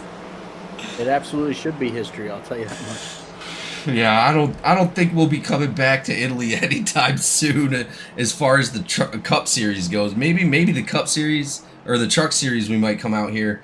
We were even thinking about lowering the engine power on these cars tonight, but just didn't come to fruition. We wound up changing the fast repair and the incident points instead. Maybe that was a bad idea. Maybe we should have lowered that engine power like we were thinking. Could have saved lives out there, man. That can't put it all on me. Nope, it's on you, Jamie.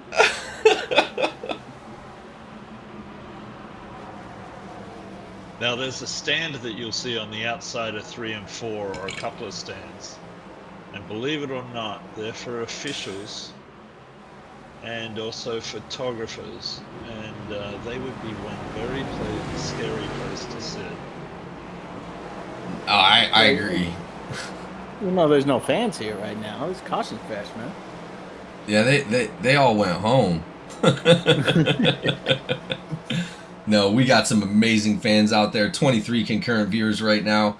Thank you so much for all of you being here. THDesigns Cup Series, GEC NASCAR. We're going to kick it back off. They definitely extended this caution. They had to have. Yeah, I saw them do it a couple times. Yeah, I wonder what's going on. Maybe we can get race control to come down and let us know what's up. Yeah, I can imagine that.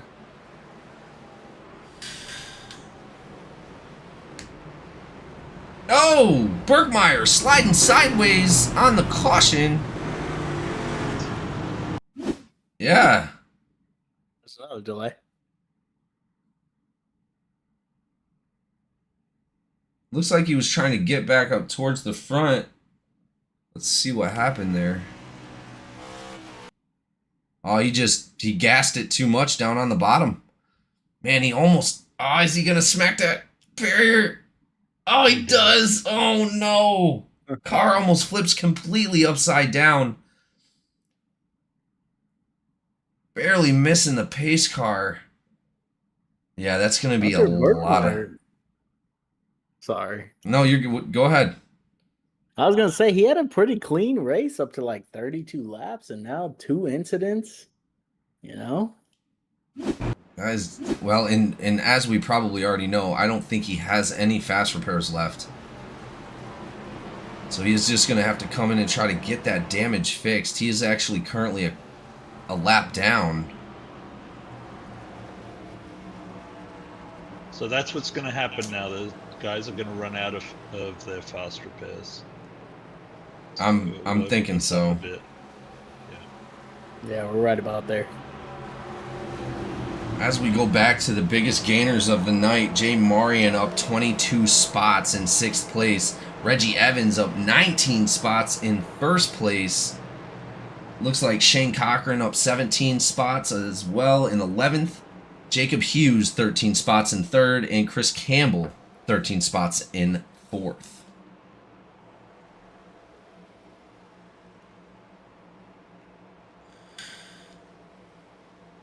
Who got the lucky dog then? Was it Harris? No. I don't know, but we've been pacing for quite a while, guys. I'm gonna wait, where'd Sellers go?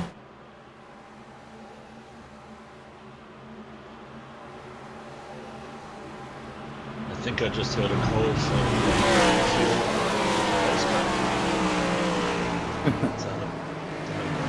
Well, we're gonna pull down Austin Swanson real quick. Hey Austin, I got you in the booth. You got a copy? Yes, I do. Hey buddy, what's going on out on the track right now? Can you just give us a small update? Yeah, so we are having some issues with iRacing putting cars in the right place after a caution there. There's some talk of possibly the leader going around one more time because the caution came out pretty close to the start-finish line. Oh, give me one moment to get this EOL handed out here. Well, and that's what I thought it was going to be, is an iRacing, you know, screwed something up and we had to correct it. Are we going to be going back green flag this lap? Yes, we should be. Okay, man. Well, I appreciate all the hard work you guys got going on tonight. I know your plate's full. We're going to go ahead and send you back up there to the booth, man. Good luck. Oh, absolutely. Hey, I appreciate you guys for being here, and hopefully we can get a good show going on here shortly. Yeah, I mean, the green flag runs were really good. They were going super quick. They were all single file, and it was looking really good for about 30 laps. Let's hope we can get that. That's what we're looking for. Well, hey, we appreciate you, and hopefully we'll talk to you again soon. Yes, sir. All right, that was Race Control coming down, talking to us real quick. It looks like we are going to be going back green flag. Pace car is going to be off the track. It's going to be double file. Reggie Evans and Logan Wilson on the restart here. Here we go, ladies and gentlemen. Green flag. Number 7 is battling out with the 76 at the moment. 76 giving him a little bit of a roughness. They're going to be brushing doors. Oh, please tell me they're not pushing it 3 wide. Nope, they double filed back out. Reggie Evans, Justin Harris, Logan Wilson, Hughes, and Malone to lead out our top 5. Looks like that outside line is getting a little bit of speed. Seeing a little bit of back and forth between the cars. A little bit of contact between Reggie Evans and Logan Wilson right there. He's pretty aggressive up front at the moment. I think they're trying to vie for that the next stage win. Well, we only have 9 laps until the next stage. That was a pretty long caution to get everything sorted out. But as long as these guys are happy, we're happy. 93 is going to be having... 93 has a huge lead right now. Reggie Evans up there putting down some laps. Couple cars. I tell you, every time they go into turn 1 and we have that overhead, and they're too wide, I flinch every time. I think. Every single time, man. Yeah. Because I know how it is being, like, we were in that practice race last night, and it was dangerous. So dangerous going into the turns too wide. That outside lane is crazy, and then the inside lane, if you're not concentrating, you're gonna wipe out. Well, and also what I found is you're able to actually brush up against that outside barrier a little bit and not lose too much speed or any speed at all. You got to be careful doing that. You don't want to get caught up. Man, these guys are freaking moving. Yeah, they are. I was going to say the same thing. They're flying right now. But we got a couple drivers still in the pits. Michael Boone, Caleb Elswick, Hunter Berkmeyer, and Josh McCabe at the moment. It does look like the only 2 drivers that are out of the race are going to be Barrow and Menchaca. And we have a caution. That is going to be Reggie Evans. No, no, not Reggie Evans. Let's go back and take a look. I swore he was still up front. Oh, he rode that freaking wall, man. Yeah. Well, it looks like he dropped back a little bit out of that first place. Oh, he clipped that outside wall like we seen earlier. Oof. That's exactly what I was talking about. And then he's trying to ride that wall so he doesn't cause any problems. Goes Good job down. keeping it up there, Reggie. Yeah, no, amazing job keeping it out of the other drivers. I'm thoroughly impressed with that because, oh no, oh, he hits that inside barrier. Though he hit that tire barrier and just spun around like 6 times. Oh, you're kidding me. Is there really a huge crash right now? There is. On pits. Or on a caution? We seen it earlier. K. Dunn, Wilson, Linger, Openchowski, and Gallman all involved. What happened?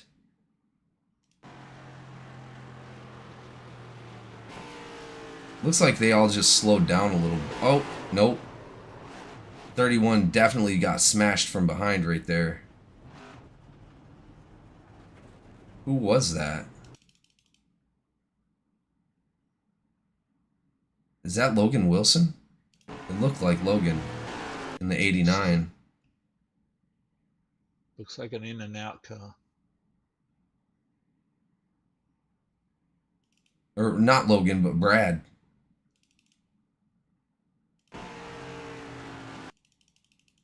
Yeah. It looks like he was trying to gain speed.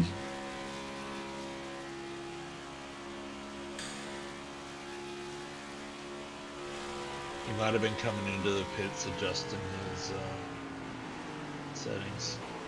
Yeah, he was coming in way too hot. Wound up getting into the 31 right there. Luckily, there was no contact with other vehicles. Had a couple of them stop. Openchowski coming to a complete stop on the track.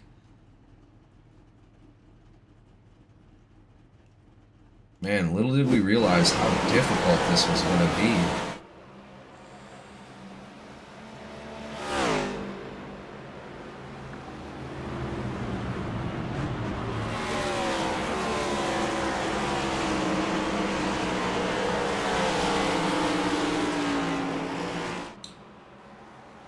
That's going to give Logan Wilson and our current point leader, Malone, the chance to restart.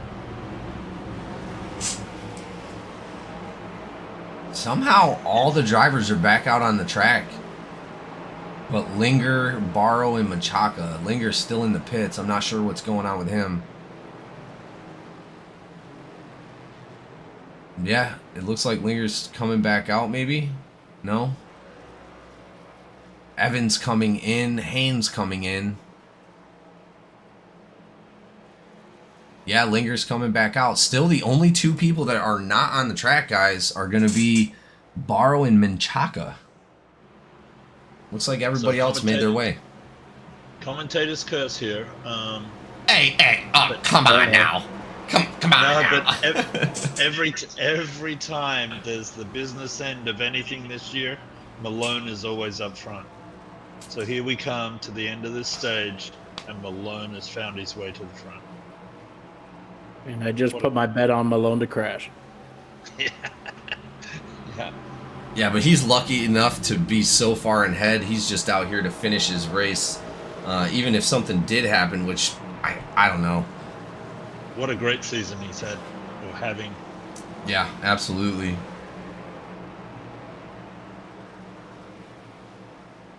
But Archuleta made his way back up to 5th place, so your pick is definitely back up in the top 5, Cody. Oh, don't worry, I'm watching.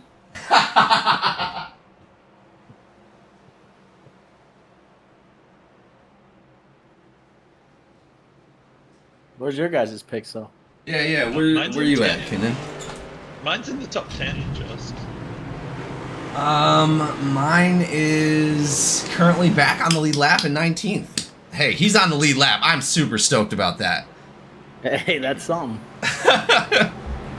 That's nearly a win for him. Yeah, dearly, I guess so. You're right. I got full confidence Haynes is going to be able to recover, get back up towards the front. I expect to see him in the top 5 tonight.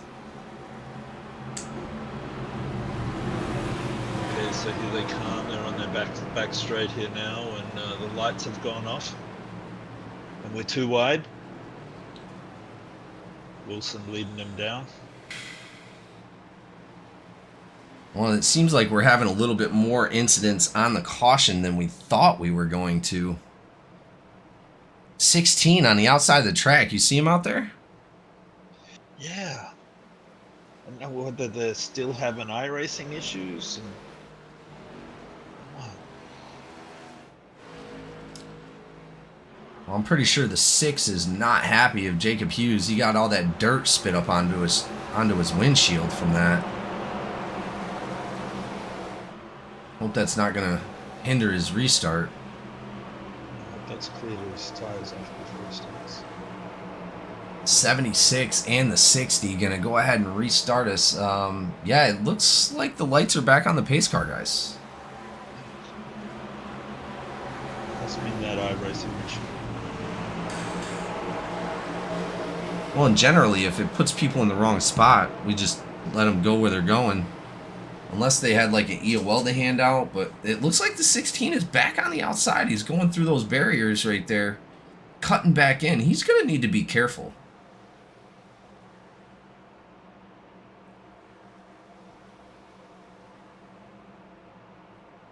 Promo times for the in and out team.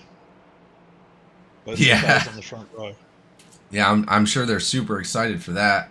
Ellswick now making his way back out onto the track. He is only 2 laps down, but he's going to be battling Josh Eller and Brad Wilson to get back up onto the lead lap. It does look like Reggie Evans is still into the pits. I hope he's going to be able to make it back out. I don't think he was involved in really anything else, guys. Did you see anything Reggie was involved in? I didn't.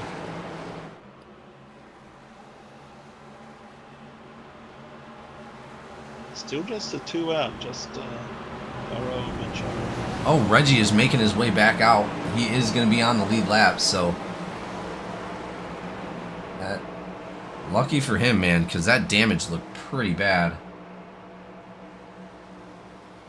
So it looks like we got lights off this time. Yeah, lights are going to be off. Double file. 16. Look at that. He's back out into the grass again.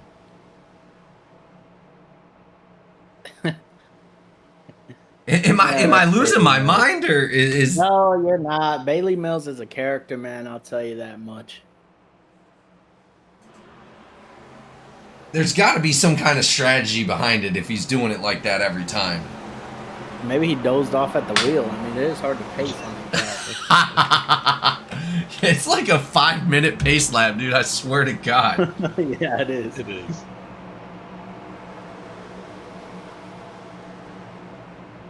So to lead out our top 5, Wilson, Malone, Harris, Mills, Archuleta. For our top 10 is going to be Hughes, Campbell, Marion, Cochran, Bruce. Let's see what we got here. Lights are off that pace car. Pace car into the pits. We are going to go green flag here, ladies and gentlemen.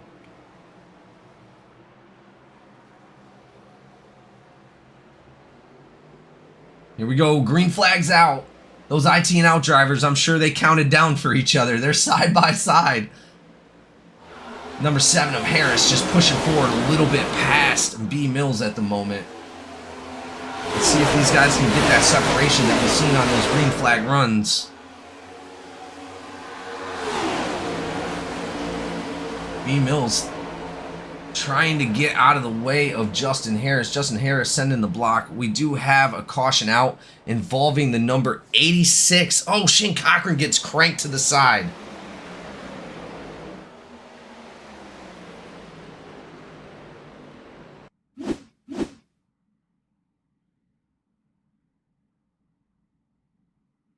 What? Oh, the 20. 20 got up into the grass. Jay Marion.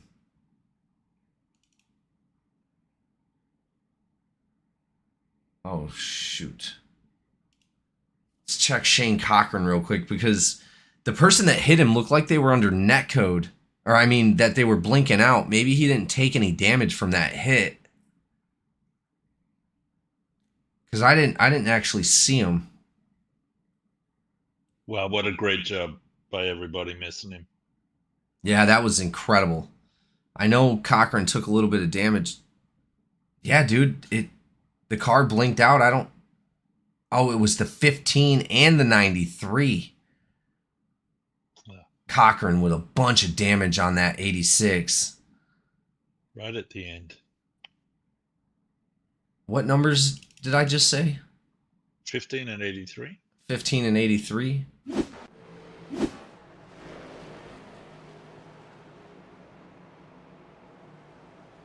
I probably meant 93. Yeah, maybe you said 93. So 93 is going to be Reggie Evans. Where's that 15? That's going to be Michael Boone. Both making contact with Shane Cochran right there. Heavy damage for that number 86.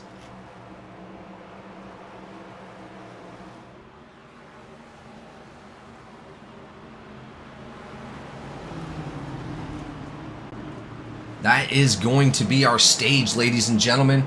Jacob Malone in the 60 taking that stage home with 10 points. Logan Wilson, Harris, Mills, Archuleta, Hughes, Campbell, Bruce, Marion, and Elliott all getting points for that stage. This is going to be our final stage with 40 laps to go here at the Monza Mayhem 200 for THDesigns Cup Series at GEC NASCAR.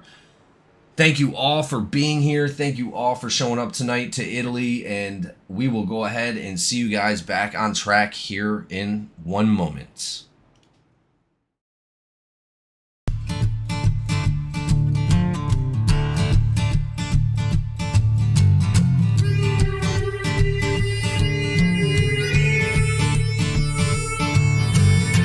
Sun's going down and the rig is on. iRacing is where I belong. Discord's lit and the drivers are here. This is GEC, there's no room for fear.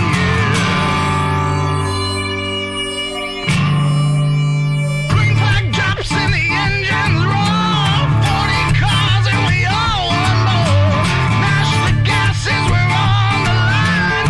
Forward and we're feeling fine. Drifting close in a slipstream dance. Taking the corners in a high-speed trance.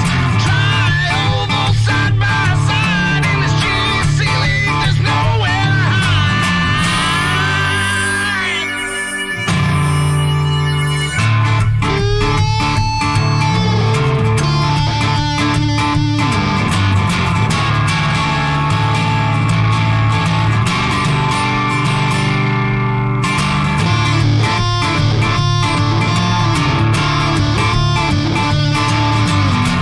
White flag need a perfect lap. All gas, no brakes to close that gap.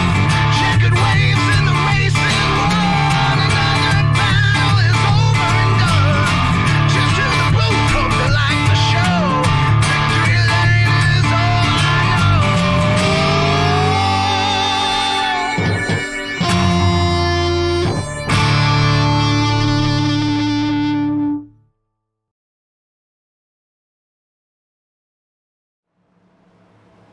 All right, ladies and gentlemen, we are back here out on the track for Monza Mayhem 200.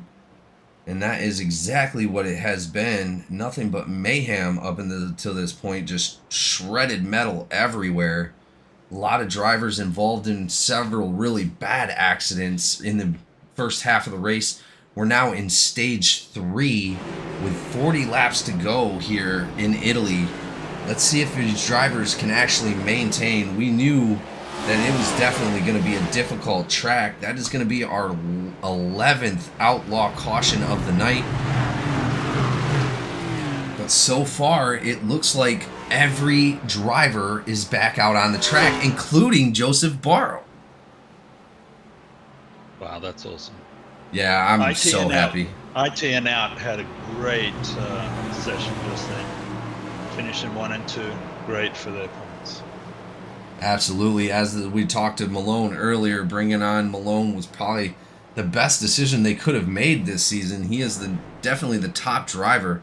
He's going to get that team a bunch of points before they finish. I believe that IT and Out was already in the lead as far as team point standings go, but I could be wrong. Give me a second and I'll pull up some information on what the standings are for the drivers.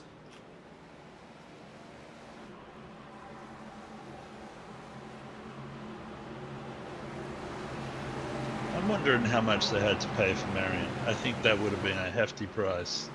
Oh goodness, Guessing yes. there's a huge transfer fee on that one, a few million, I would say. Yeah, absolutely, because he is right now currently edging out Raymond Hanneman, which is in second place. He's edging out Raymond Hanneman by 174 points. So it See Raymond tonight. Yeah, unfortunately Raymond wasn't able to make it. I'm hoping we definitely get to see him next week. He is performing to get in. He's getting ready to get into the playoffs, so I'm looking forward to seeing him out there. It does look like we are green flag here in 2 seconds. Number 7 and the number 76 gonna battle it out here. Justin Harris, Logan Wilson. Green flag is out.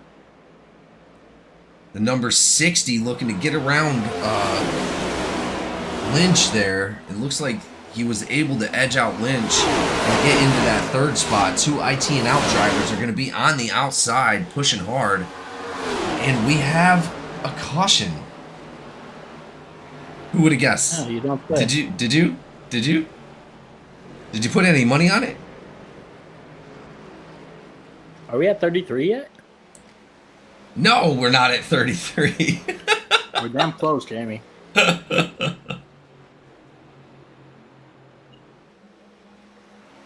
All right, it's going to be Chris Campbell, it looks like, involved in that one.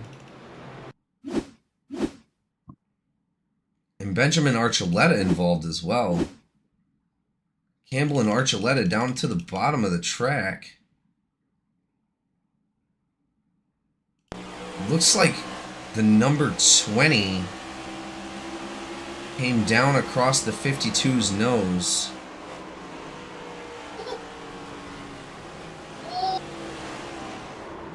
'20 of John Hughes, involving a couple other drivers as well.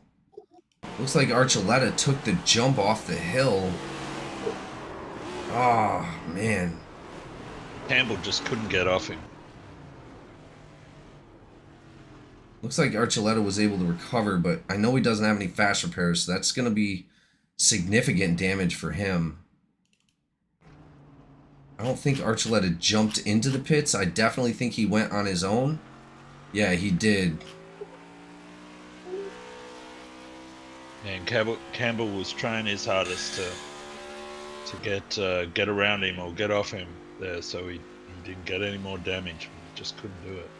Yeah, it looks like Hughes just came straight down into him, unfortunately. Yeah.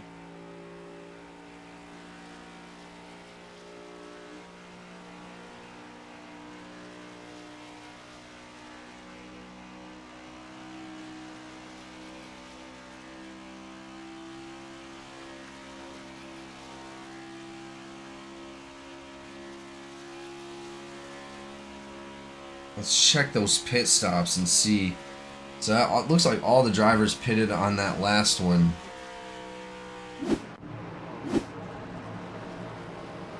The whole top 15 pitted on the last one. So it looks like some only fuel only, 2 tires, 4 tires, fuel only. A lot of them doing fuel only. And I did hear from some of the admins and some of the racers that tire wear really is not that bad here. Yeah.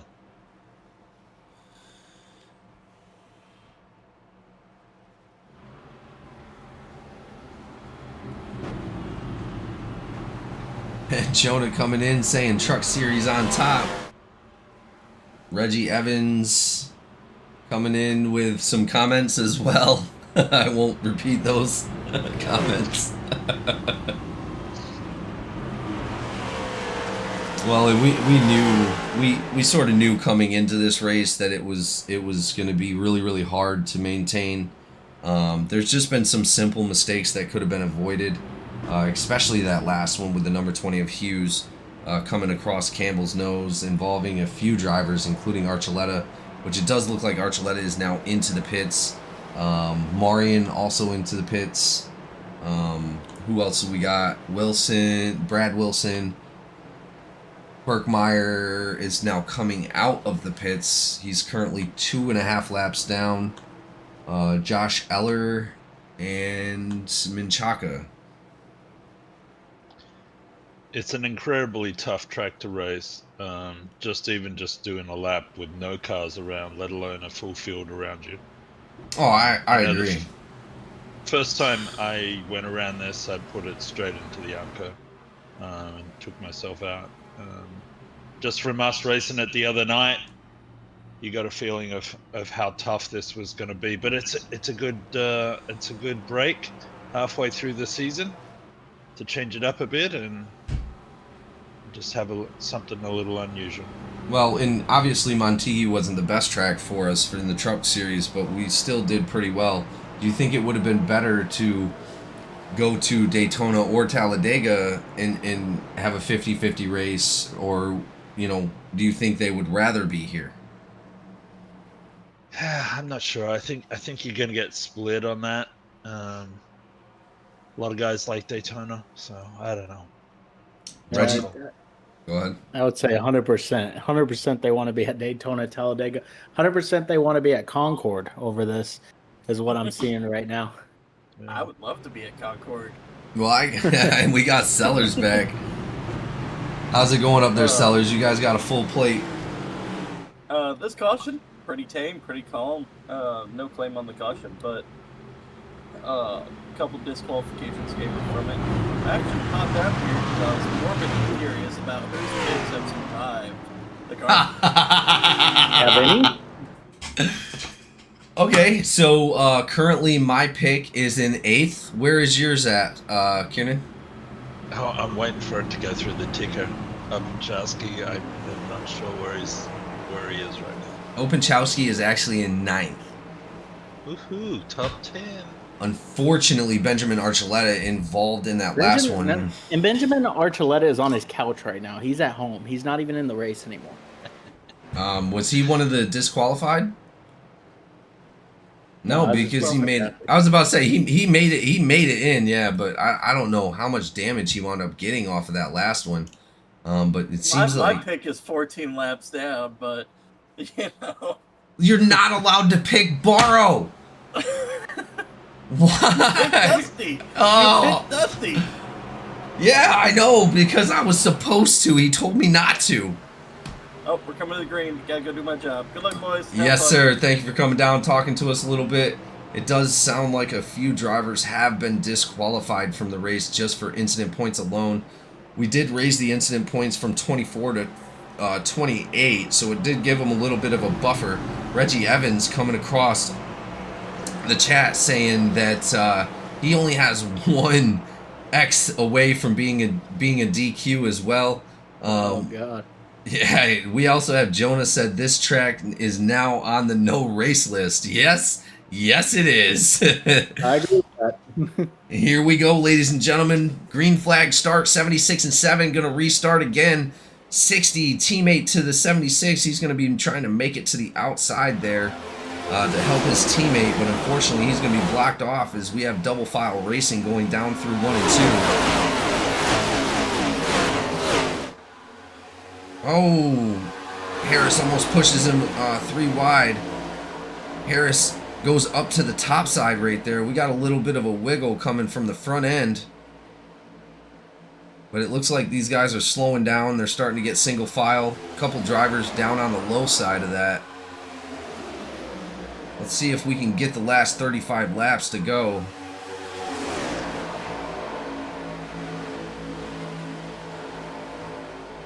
They did great on that first green flag run. They were able to actually come in for almost a freaking green flag pit for the whole field. Yeah, actually the place where they're being the most aggressive is right up front at the moment. First 3 or 4 are really going for it, and I see them starting to clear out there a little bit.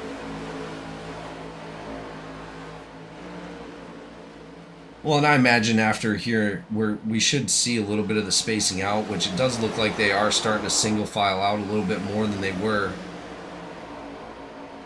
Good restart, though.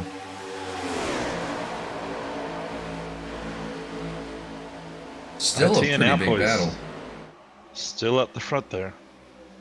Yeah, that number is 76 and the number 60. They're going to be looking to team up. Looks like IT and out. Logan Wilson taking that lead right there. Jacob Malone going down to the bottom side. He's looking to take it from the number 7 so he can get up there with his teammate. His teammate's going to come down low right in front of him. They're going to be pushing each other into this next turn. Let's see what happens here.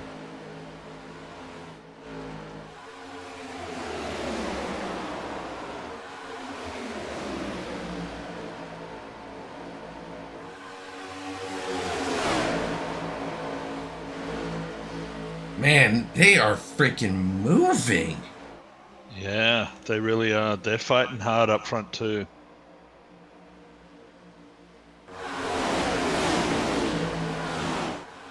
So right now we got Darren Bruce on the screen with, it said 204 miles. Oh my goodness.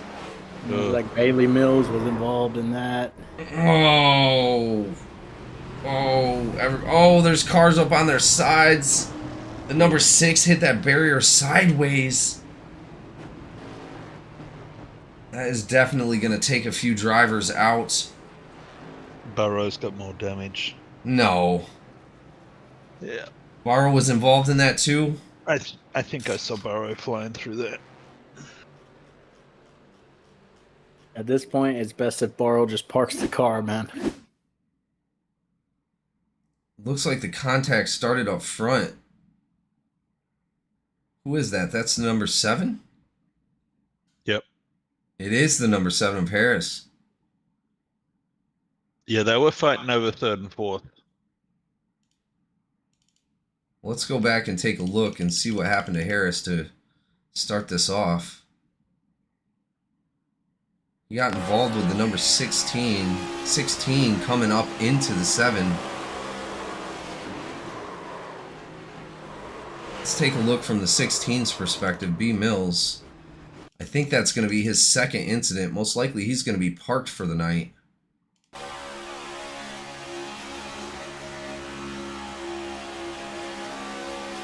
Oh, I don't know. That might be on Harris. Oh, jeez. That involves so many cars. Yeah, it looks like Harris did come down. Gallman involved. Who was that smashed that outside wall with the 16, the 39? 39 of Bruce. Yeah.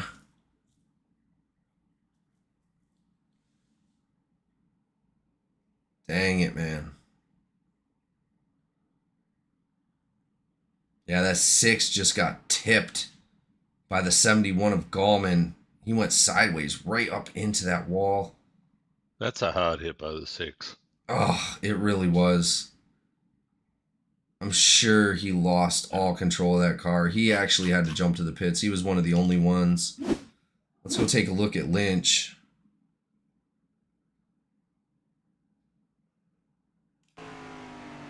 Lynch slowing right down to almost nothing.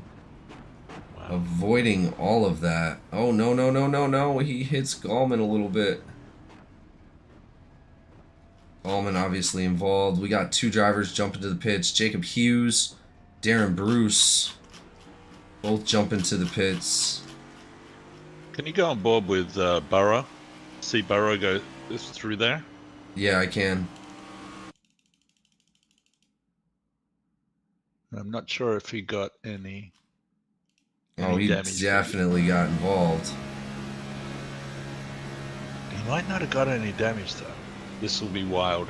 Yeah, he sees the smoke coming up. He starts to slow down. Oh my! Oh, whoa!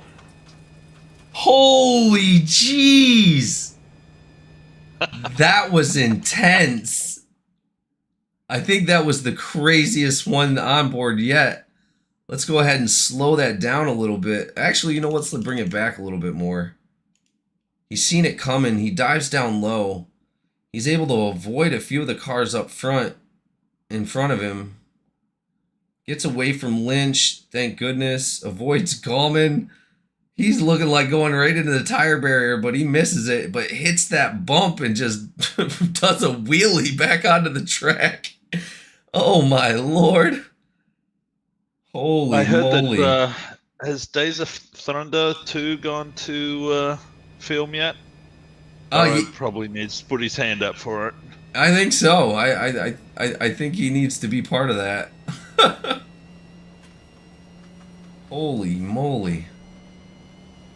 Wow, that was incredible. That was an incredible crash.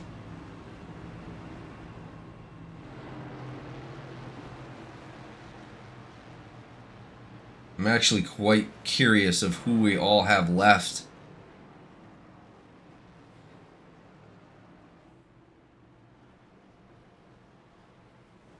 Let's see. Looks like about 7 drivers. 1, 2, 3, 4, 5, 6, 7, 9. 9 drivers, guys.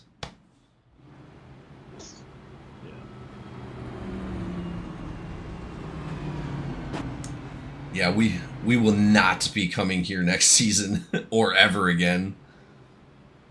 As much as it's fun to watch, I don't know if those guys are having fun.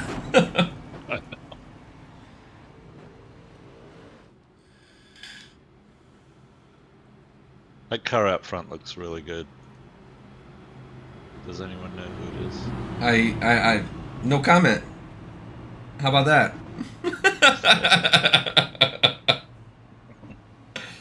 Openchowski is definitely up front. Getting DQ'd. Linger comes in saying getting DQ'd because you slow down to miss a wreck and the wrecking car hits you.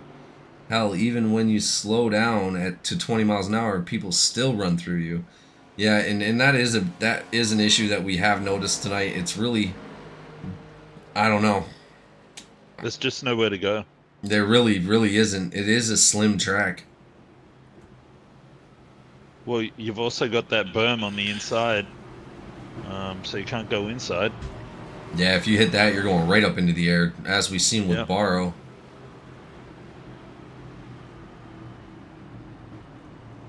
Just an incredible crash. Barrow back into the pits, unfortunately. I don't know if he's going to be able to come back out. We only have 23 laps to go. I'm sorry.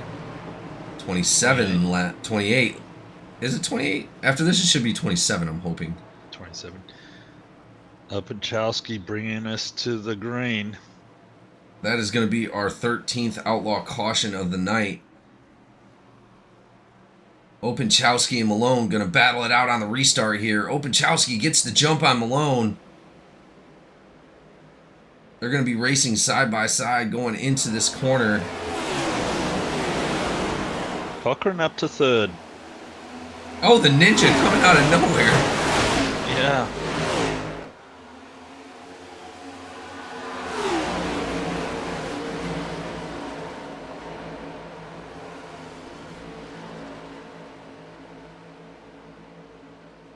All right, not a bad restart. Not a bad restart at all. Looks like we got a couple drivers trailing in the back. Campbell and another driver. I couldn't actually catch who that was. Openchowski and 60 still battling it out. 60 able to overtake right there. The 96 is going to drop down to second place. A lot of shuffling around. Looks like the 71 got into the wall right there. Oh, somebody just blinked out from incident points. Was that Reggie Evans? Could be. He only had one left. Yeah, I think It was. Yeah, it was. It really was.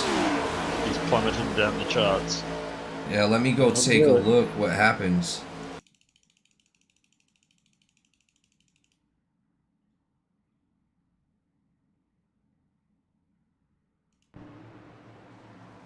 Oh, did we go too far? I think we did. Dang it. I wanted to watch that.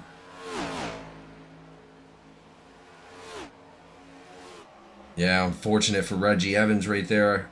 We're going to have to go back and take a look and see what happened between him and the 71.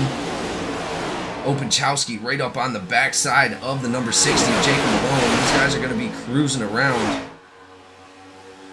Yeah, it's a good battle for first place. It is. Malone's pushing hard. Yeah, you can tell they keep diving down to that bottom side, snaking in and out. It looks like we got a decent single file line going on right now. Openchowski diving down low on Reggie or on Malone there. Let's see if he can actually take that spot away. He might. Whew. Man, they are so spaced out when they do that. Shane Cochran now moving up to second place. Openchowski looking to battle it out with the number 2 of Richard Elliott.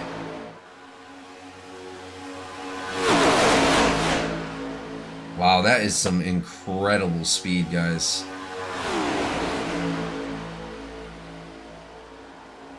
$210 miles an hour going around those corners.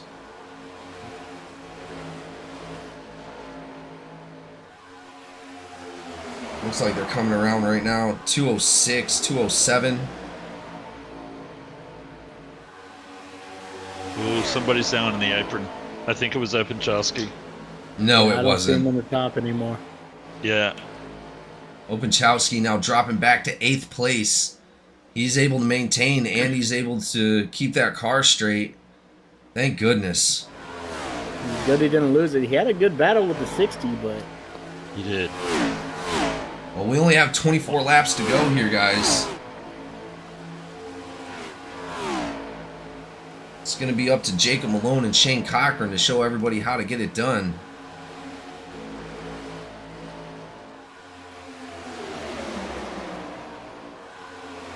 Just a lot of carnage tonight, man.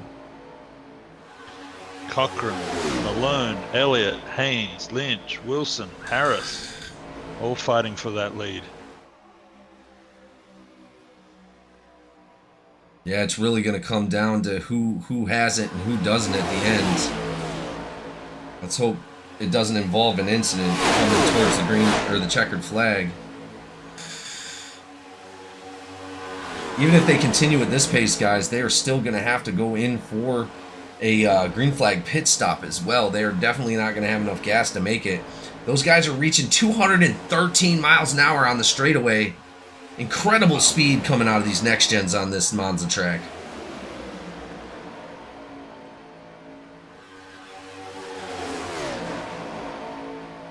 As we go back to the season standings for the playoff standings anyway, and points, it looks like Jacob Malone, Raymond Hanneman, Wilson, Harris, Berkmeyer, Cochran, Ellswick, Haynes, Lynch, Openchowski, Boone, Gallman, Lane, and Elliott are all going to be pointed into the playoffs until this race comes out. Elliott's sitting there really nice. He's been pretty quiet all night, but he's up near the top pushing hard now. Well, he's going to have to do something because Andrew Lawns is not out here right now, and he is right behind him by 1 point. If Elliott pulls it off, he's going to be able to move much further ahead. Elliott's in third at the moment. Well, it looks like Shane Cochran battling it out with the number 60. They're side by side going into turn 1. Malone just able to edge him out just barely, taking that lead back. Cochran's going to have that number 2 of Richard Elliott on his backside trying to fight.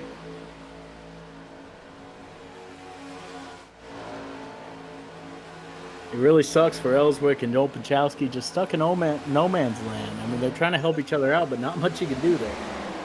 Yeah, they need a caution. Yeah, it shows those guys actually right now, Ellswick and Openchowski, about 5 seconds back from our leaders. Well, Openchowski's 5 seconds back. Ellswick's about 8 seconds back. Jeez. Well, those leaders are going to start catching up real fast, but man, this is a really big track. It's going to take a lot of time for them to be able to make those passes. 20 laps to go.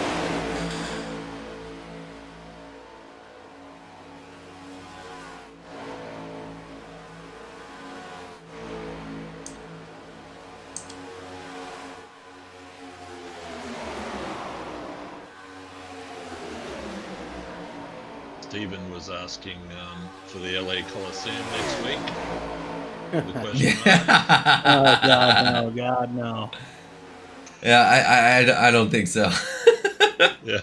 I think we're going to Indianapolis next week, which should be a decent race. I'm really hoping they. Oh yeah, 100%. And it's a really good track. I love going out there. It's one of the best tracks for me. Super excited to go out in the Truck Series on Tuesday and just lay down some hot laps. Yeah, I love that place. That's an awesome place. Hope to go there one day. Well, and as we go into the Truck League standings,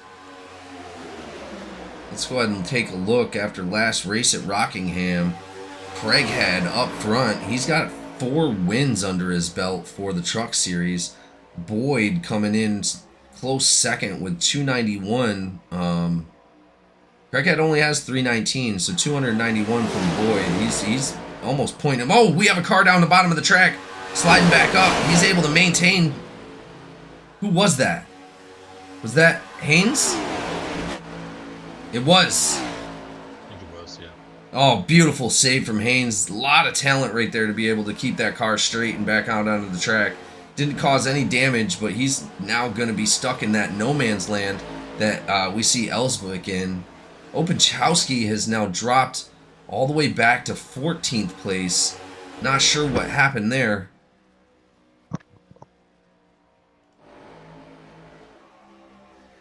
I can't describe how hard it is to hold that, to keep it from crashing when you're sideways down on that. Oh, man. I don't know if I'd be able to do it. Yeah, I can tell you now I wasn't skillful enough, so great job, Haynes. Yeah, what's the banking on these turns? I think it said 22 degrees. Let me take a look. It was a lot more than that. Yeah, I think it's 38.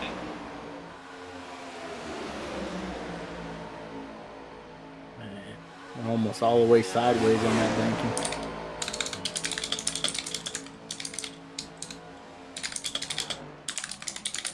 It's a good group here. So it 6 is. cars. It's actually 38.69 degrees. Jeez. I know, that's nuts.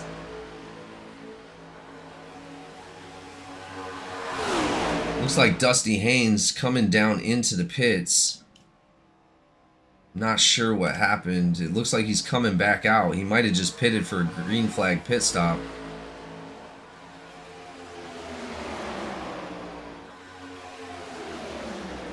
Let's take a look at our top 15 drivers at the moment. Looks like most of the top 15 had pitted on lap like 14 laps ago. Openchowski, he came into the pits on his own. I think that's what happened. Openchowski came into the pits on his own 3 laps ago. And then Haynes just coming in on his own. Both Openchowski and Haynes only taking 2 tires. I think that was the smart choice. I really do. I'm actually surprised they took 2. I'm not sure I would have taken any. Yeah, that's also true. I was thinking about that myself. Interesting, and then in the top 6 we have 2 IT and out cars and 2 Skidmark Motorsports cars. Yeah, they have definitely been amazing team rivals throughout the few seasons that their inauguration has, because I think they both started their teams in the same season. I believe it was season 3 or 4. So we have 2 of the cars coming into the pits right now. I think it is Skidmark. Yep, Motorsports guys. Elliott and Yep, Lynch. Elliott and Lynch. With only 14 laps to go, man, I mean, is the strategy... Interesting. Oh, caution's out. Oh. That is going to cause some confusion.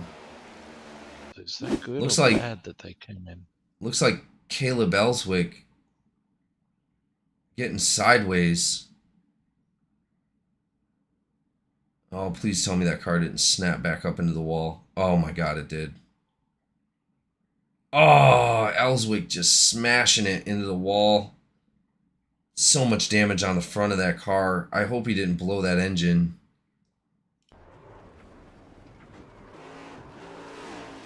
It did not blow his engine. Thank God. Hopefully he has a repair.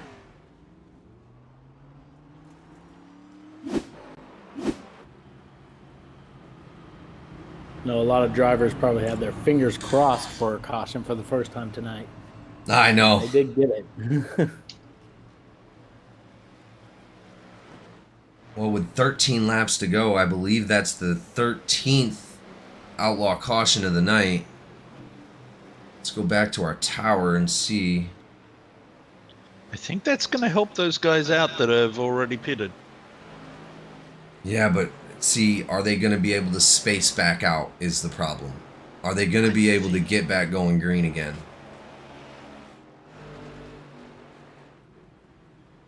Yeah, we'll see. And as we have 11 cars off the track currently, LZ and Berkmeyer, they're still, it says they're still in the pits, so they may still come back out. But that still leaves 9 drivers out of the race due to either incident points or too much damage.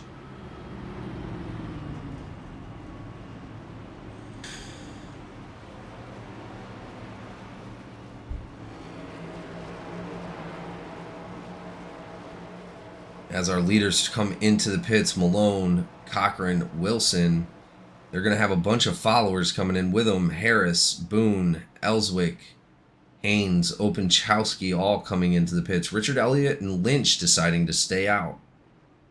So do you take tires or not? I wouldn't. If I was anybody, I wouldn't. Especially considering we're so close.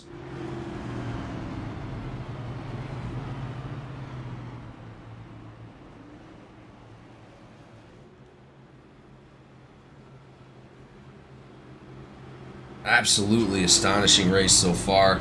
A lot of insane incidents. A lot of great green flag racing so far. Just, I wish we could have kept a few more of those drivers in, but we knew what this was going to be. We had a feeling that this was definitely going to be one of the most difficult races of their season.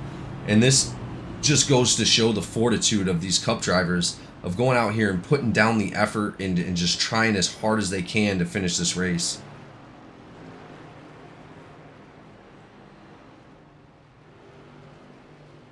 That is going to put our leaders back a little bit. Cochran and Malone dropping back to 5th and 6th. Elliott, Lynch, Wilson, and Harris are going to be going ahead and leading off this next caution. Elliott and Lynch up front for the first time tonight. Teammates up front. It'll be interesting to see how they go. They're the ones that actually dived off half a lap before the caution. So, fortuitous move by them.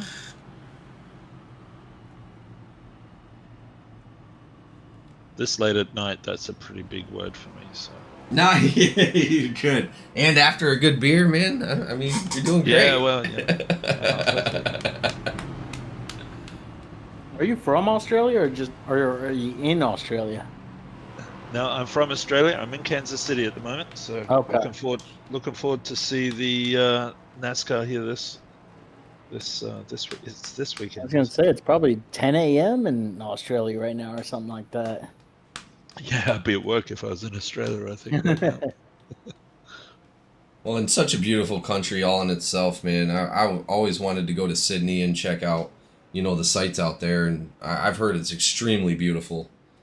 Yeah, that's one of my number one spots I want to go to too. Yeah, it's a fun place. Great beaches. Yeah, place. Good beer. Spiders. But I've also heard you guys are Spiders. the biggest population of blue-ringed octopuses in the world. They are, and they're cute little buggers, but you don't want to touch them. Yeah, no, I'm You good. do not. Now, are you even allowed to own one of those in Australia? Yeah, you are. Yep, you are. Wow. So if I an wouldn't intruder call- comes in, you just smack them with a blue ring octopus in the forehead and they're done, right?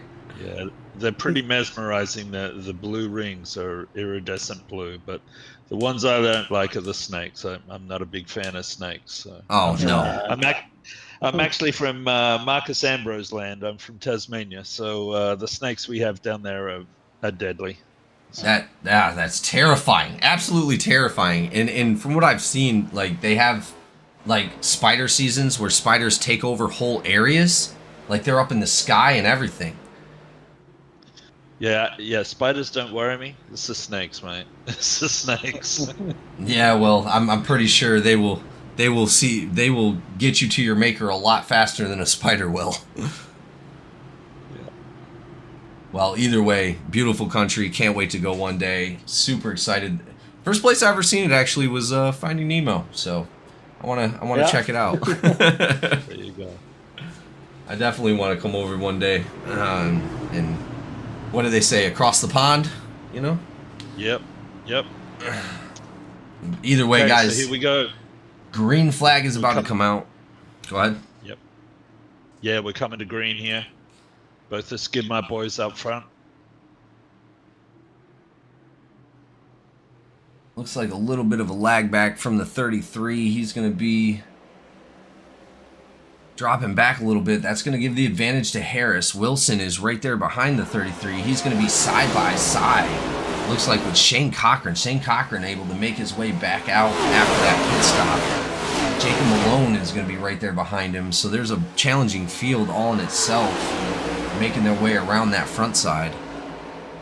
What a great job by Harris to work his way back to the front again after that incident here. It only seems like a few moments ago. Yeah, for the first time tonight, Richard Elliott now taking the lead. The 0-2. Yeah. You said he's been quiet all night. It looks like his reservation might pay off. 10 laps to go here for the Monza Mayhem 200 GEC NASCAR THDesign Cup Series. 33 right behind that number 7, but he's got the 86 to worry about. 76 of Logan Wilson jumps in front of Jacob Malone. Jacob Malone's going to fall back. He's going to be in that 6th spot. And guess who's in 4th? Yep. Cochran. I see him. Our very own GEC Ninja. Getting out into the grass a little bit right there. Spitting dirt and grass all over the cars behind him. I should have shut up. No, you're good. Cochran dropping back to 6th in front of Openchowski. Openchowski up in 7th place right now. Whew, that was a heck of a swerve by the 86. Oh, yeah. I think he got into the outside wall there right at the end of it. Openchowski able to take advantage of that. He's going to take that 7th spot away from the Ninja of Cochran.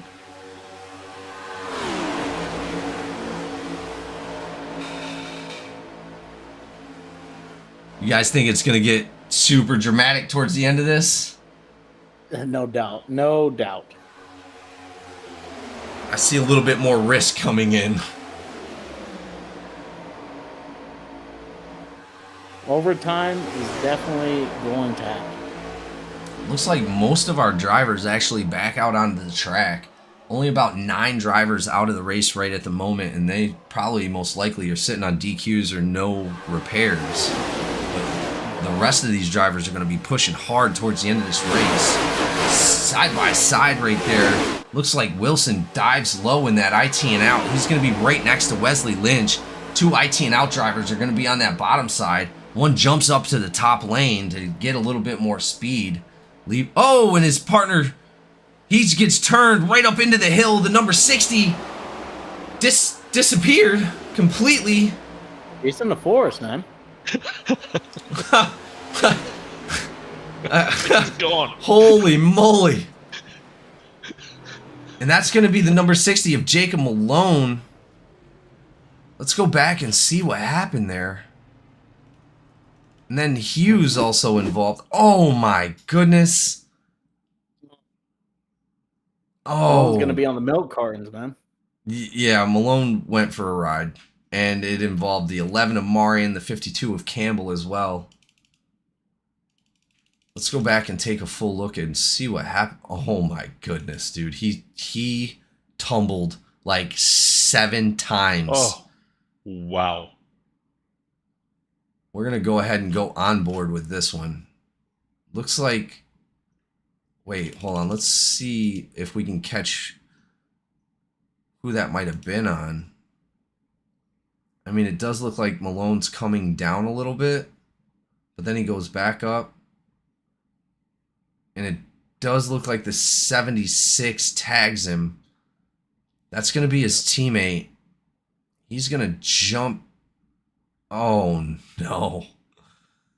That is absolutely incredible, ladies and gentlemen. Impressive, man. I saw 7 corkscrews in there. I can't believe what I'm seeing right now. Holy crap.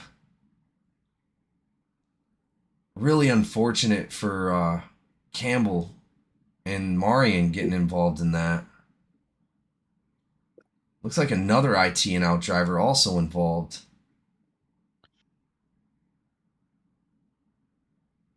Man, they were having a great race too, the IT and out boys.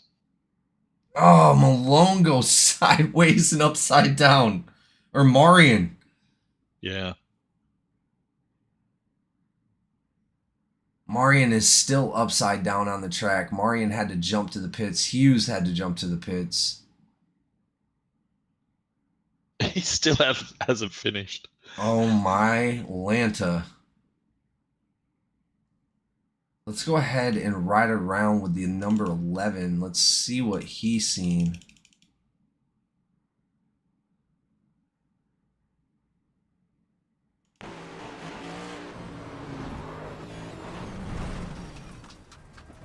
Flying through the air. This is not good. Oh my lord. And then he came to a rest on his hood, unfortunately. Wow. Just an incredible series of events right there. I think that's going to put Malone out of the race. I'm not sure, though. More than half of the field. To turn 3. I'm telling you, man, that was incredible. I've never seen anything like that before. You're witnessing history. Not there. Not there. I've seen it elsewhere on this track, but not in that corner. That is just insane. Really unfortunate for Malone coming back in. Does look like Malone is back out on the track, still on the lead lap in 13th place. We still have a couple drivers in the pits. Hunter Birkmeyer, Chris Campbell, and Marion. Looks like they are actually coming out. I don't know about Campbell. I don't know if he's going to be coming out or not. But it looks like we're only going to finish this with a little over half of the drivers that started it. Like I said, it builds for an amazing show, but I'm sure these drivers are just sweating. I'm sweating up in the booth. I'm telling you, man. I'm sweating in race control. I bet you are. Well, with 5 to go, this is going to be pretty interesting here now. Everybody's going to be jockeying for the restart. It's just going to get dangerous, boys. Yep. Hey, Skid Mark Motorsports boys are going to be lined up, nose to stern. No, they're going to be staggered. Oh, are they? Okay. I thought they were 1 and 3. They are 1 and 3, but the leader chose the top. Got it. Oh boy. Well. back to Hey, my how's job. it? How's it been down there? Has it been pretty busy on comms? Oh my god. Has anybody been super aggressive? Those people have been handled. All right. Well, and again, we sort of expected that much. Does look like we still have a significant amount of drivers still on the track. We're coming close to my estimate, though. What estimate? We'll talk about it in the post-race party. Well, at least it's not Cody's estimate. Good lord. We're there, man. My estimate was 50. Cautions? No. Oh no. my Drivers lord. remaining. 50% of the drivers remaining. Yeah, we're definitely getting close to that right now. We do have a few drivers that are a couple laps down, so that puts us with 16 drivers still on the track. And we've seen real life NASCAR at Daytona, Talladega, very similar things happened. I think even the last Talladega or Daytona race that they had literally, I want to say 20 cars out of 40 left. Like I said, makes for an amazing show, but man, I'm sure these guys are stressed out. Top 5 of that race. Yeah, he did. All right, back to work. Going good. Yes, sir. We'll see you. Thank you for stopping in. By the way, Jamie, that was not my estimate. That is the professional bettor's estimate. See, that's not fair. Here we go, ladies and gentlemen. Pace cars off. 7 and 02 are going to battle it out for the restart here. Looks like Lynch got a little bit of a bad start. He's going to sandbag that outside a little bit. Richard Elliott and Harris still side by side. Looks like Elliott is going to... Man, these guys are just right side by side next to each other.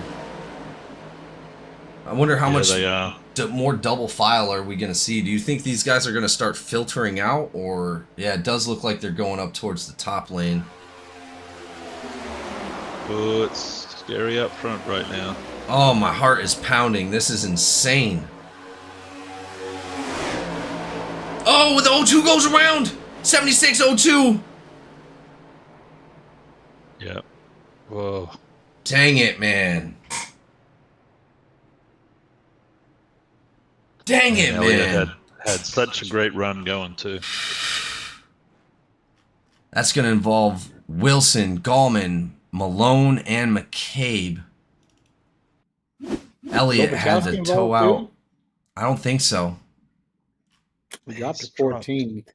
Yeah. Maybe he's just slowed down. I think, well, and again, Lynch had that issue in the beginning that caught those guys up. So I'm thinking that he was behind everything. But let's take a look and see what happened to Malone here. Looks like the 02 came back out. Looks like Malone just blew right through him like it never happened. But then the 71 cuts down into... Openchowski got disqualified. Oh, yeah.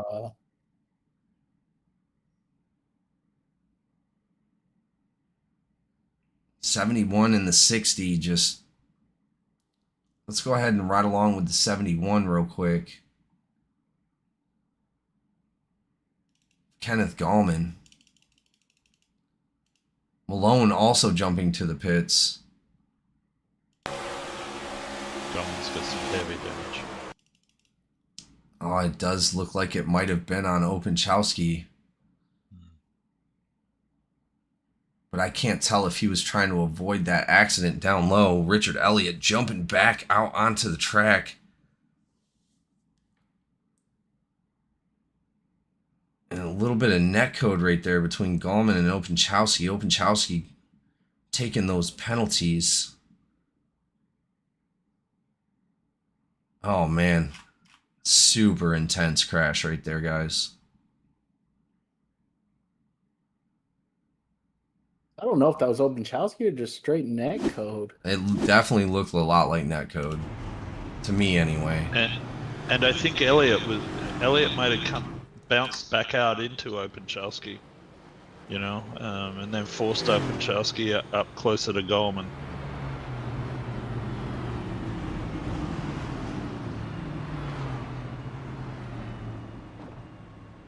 tough one to go out like that with 3 laps to go. Yeah, that's terrible, man. After, I mean, this is a tough race. This is the hardest race I've watched all season. Just devastating crashes. Everybody's going home sore from this one. Yep. Even the broadcasters. Yeah, absolutely. I'm tensed up. I'm like, ah.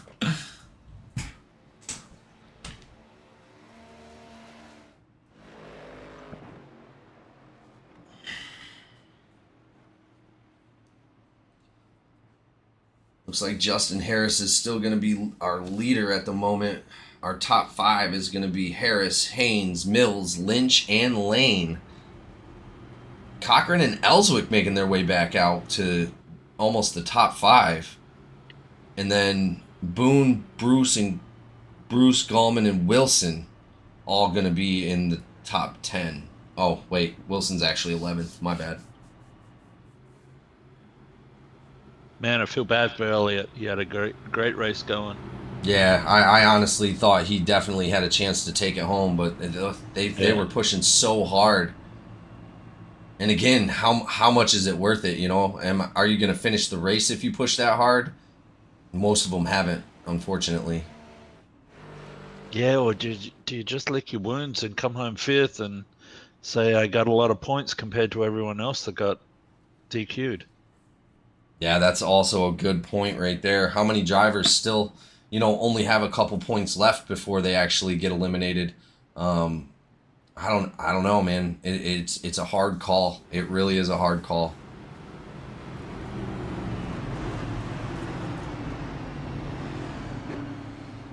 But we started off with 29 drivers, guys. We have less than half of the field on the track at the moment.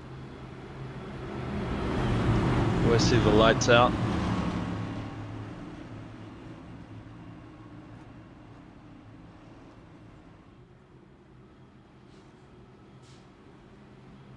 We're coming to green. Yes, we are. Lights are out.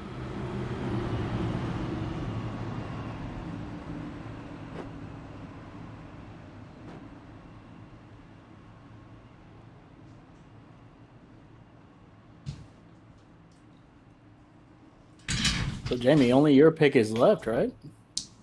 We're not going to talk about that. You're right. Let's wait till after the race. Yeah, no comment. No comment. I'll do it again, Jamie.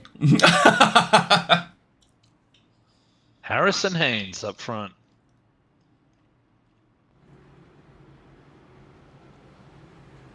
Looks like Harris has picked the bottom. Will stayed on the bottom. Actually, this is the longest any race has lasted all season. No, that's actually a lie. That one race I was talking about earlier with the 22 cautions, that actually timed out. We didn't even complete the whole race the first time in GEC history.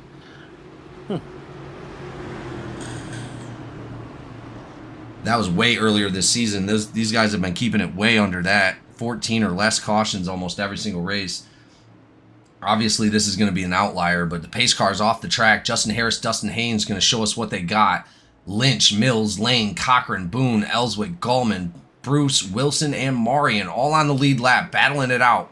Let's see who's going to take it home here at Monza for the Monza Mayhem 200.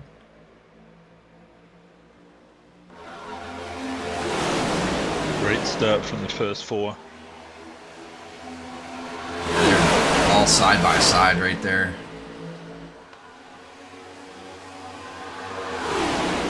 Remember, there's a win on the line here.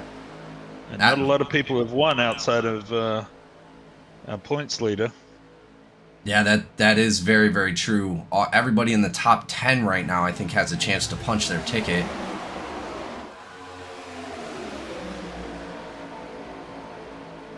Now, if you're riding towards the back, obviously you're hoping something happens, but that's not what we're hoping right now. Oh! Somebody goes out. Broadcast curse again.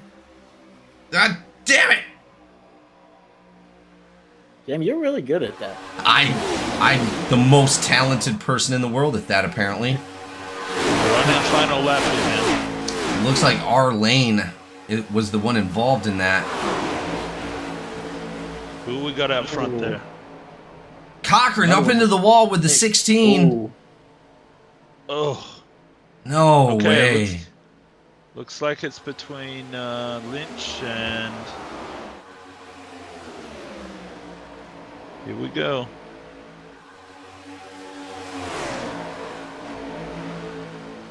Haynes jumping to the pits. Here we go, ladies and gentlemen. Justin Harris is going to take it home here at Monza for the Monza Mayhem 200. The incredible race. Dang it, man. There was so much carnage in this race. But he comes home with a victory. Congratulations to Justin Harris, Wesley Lynch, and Logan Wilson, bringing it home for our top 3. Thank you all for being here. We're going to go ahead and be right back with our driver interviews.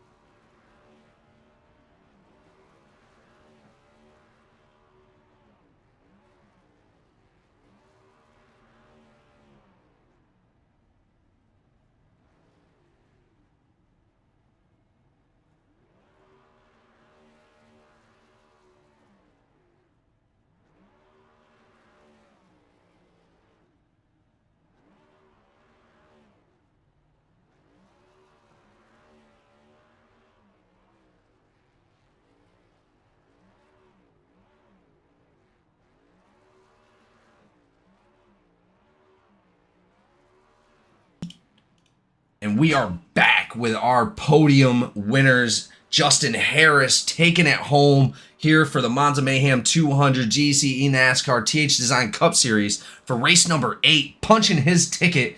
This is your first race, correct, Harris? First race win with GEC, yes, sir. Wow, man. Congratulations. Longtime member with GEC coming out, punching his ticket for the playoffs. It's got to feel incredible after a race like that. Yeah, it was a wild run. Luckily, I kept it clean pretty much all night, and it worked out in my favor. So, well, you did an incredible job of doing the best that you could. Obviously, there was a bunch of incidents out there, you know, like I said earlier in the broadcast, just carnage on the track, and somehow you wound up coming out up front and taking it all home, man. Congratulations. I appreciate it. Yeah, there was some ups and downs there. I got, I think, taken out twice, but doesn't matter. We got the checkered flag tonight. Well, yeah, Justin, I thought you were done when they wiped you out that second last time, or whatever happened when you were down in 2, I think it was, and then I turned around and you're back up at the lead. How did you do that? Luckily, I saved one of them, so I didn't have to tow or spin around or anything like that. So luckily, I saved the car, and caution fell and got me right where I needed to be. Yeah, great job, man. Appreciate it. So thank you for coming out and putting down a hell of an effort on one of the hardest races that you guys have had on the actual schedule. Is there anybody you would like to thank for tonight? Yeah, shout out Dex by TJS, Jack Daniels, of course, and then Team Outlaw. That was good team effort by Dusty there. He helped me a lot towards the end, so appreciate him and everybody watching. Absolutely. Thank you so much once again, and we look forward to seeing you out in the winner's circle many more times. Thank you, sir. Yes, sir. As we move on to our second place driver, Wesley Lynch, coming out here for Skidmark Motorsports, putting it down for his team. just an insane race to be a part of, not only to watch, but it must have been super stressful out there. Congratulations on at least posting in the podium, man. Second place is nothing to shake a stick at. How does it feel coming in second here at Monza? Feels good, man. I've had a pretty tough season throughout the first seven races, so to be able to finish getting right here close towards the playoffs, P2, that's pretty good. So I'll take it. Well, I imagine Yeah, you were. Wes- Go ahead. Wesley, what a great race for you. I was worried about you on that second last restart. You dropped back a bit when you restarted fourth, but you brought it home there, mate. So great job. Yeah, it's like I kind of had a weird restart because we had a real decent strategy, I thought, to kind of split the teammates up, and see how that played off going into the last two laps. But I just didn't really have the best restart, but was able to get another one and put it in P2. Yeah, that last restart was awesome by you. Great job. Yeah, man, thanks. Well, again, Lynch, thank you for coming out to participate in one of the hardest races that you guys had on the entire season. Coming out in P2, again, amazing job. Anybody you'd like to thank for tonight's race? Yeah, I'll give a shout out to the guys over at Skidmark. There was a lot of really good team comms tonight with Elliott and Gallman, and Menchaca, and Barrow. It's just unfortunate, to get caught up as a team in some of the incidents. Was trying to get a really decent finish, a top 10 for everybody would have been a huge team goal for tonight. But it was a pretty good experience to be able to, calculate some strategy with them guys. Walt over at Laughing Llama Raps to throw a red, white, and blue scheme together for me. You guys for broadcasting this. Race Control for handling the business. And the fans for tuning in to the Mayhem at Monza. Absolutely. Thank you so much, Lynch. And we look forward to seeing you out next race, possibly in the winner's circle. Yeah, man. All right. As we move on to our third, last but not least, we have Logan Wilson from IT and Out placing third on the podium, doing an amazing job. Again, one of the hardest tracks you guys had to race. How does it feel at least making a podium for this race? I know it was stressful. It feels nice, and even though it was a stressful race, comparing it was at least one position better to actually crossing the finish line than last week at Rockingham. Well, Rockingham was definitely a difficult track for me. Go ahead. Yeah. Yeah, Logan, your IT and Out guys had a great race, but you're the one that finished it off. Great job. You came back through the field there because I saw you had a lot of adversity there about mid-race. And any game plan? How did you come back to the front? So, of all the things at a super speedway like track, tires actually did matter. I had, after that last incident with the O2, I had crawled back to the pits and threw on 4 tires, and it both drove to at least to third, but also it was a bit of luck that I managed to get straight through the incident, so that was right off the backstretch. Yeah, great job, buddy. Great job. Well, as we get done with one of the most stressful races I'm sure you guys have been a part of, is there anybody you'd like to thank for coming out and being part of this race? I would always thank the team IT and Out for having fun together, of being able to do a bit of strategy, but also we jumped over to the Fords from the Toyotas, so Ellswick's been making us all the paints, so he did a great job with that. All right. Well, thank you so much, Logan, again, for coming out and doing a great job, man. We look forward to seeing you out next week. Hopefully you can take home that checkered flag. All right. All right. And as we come to a conclusion, thank you all for being here. Thank you to Race Control. Thank you for Kieran being up here in the booth, and our new commentator, Cody. He will be with me almost every Thursday if possible. Thank you all for being here, and we'll see you next time here at GEC NASCAR. Make sure you hit that like and subscribe, and see you on the track.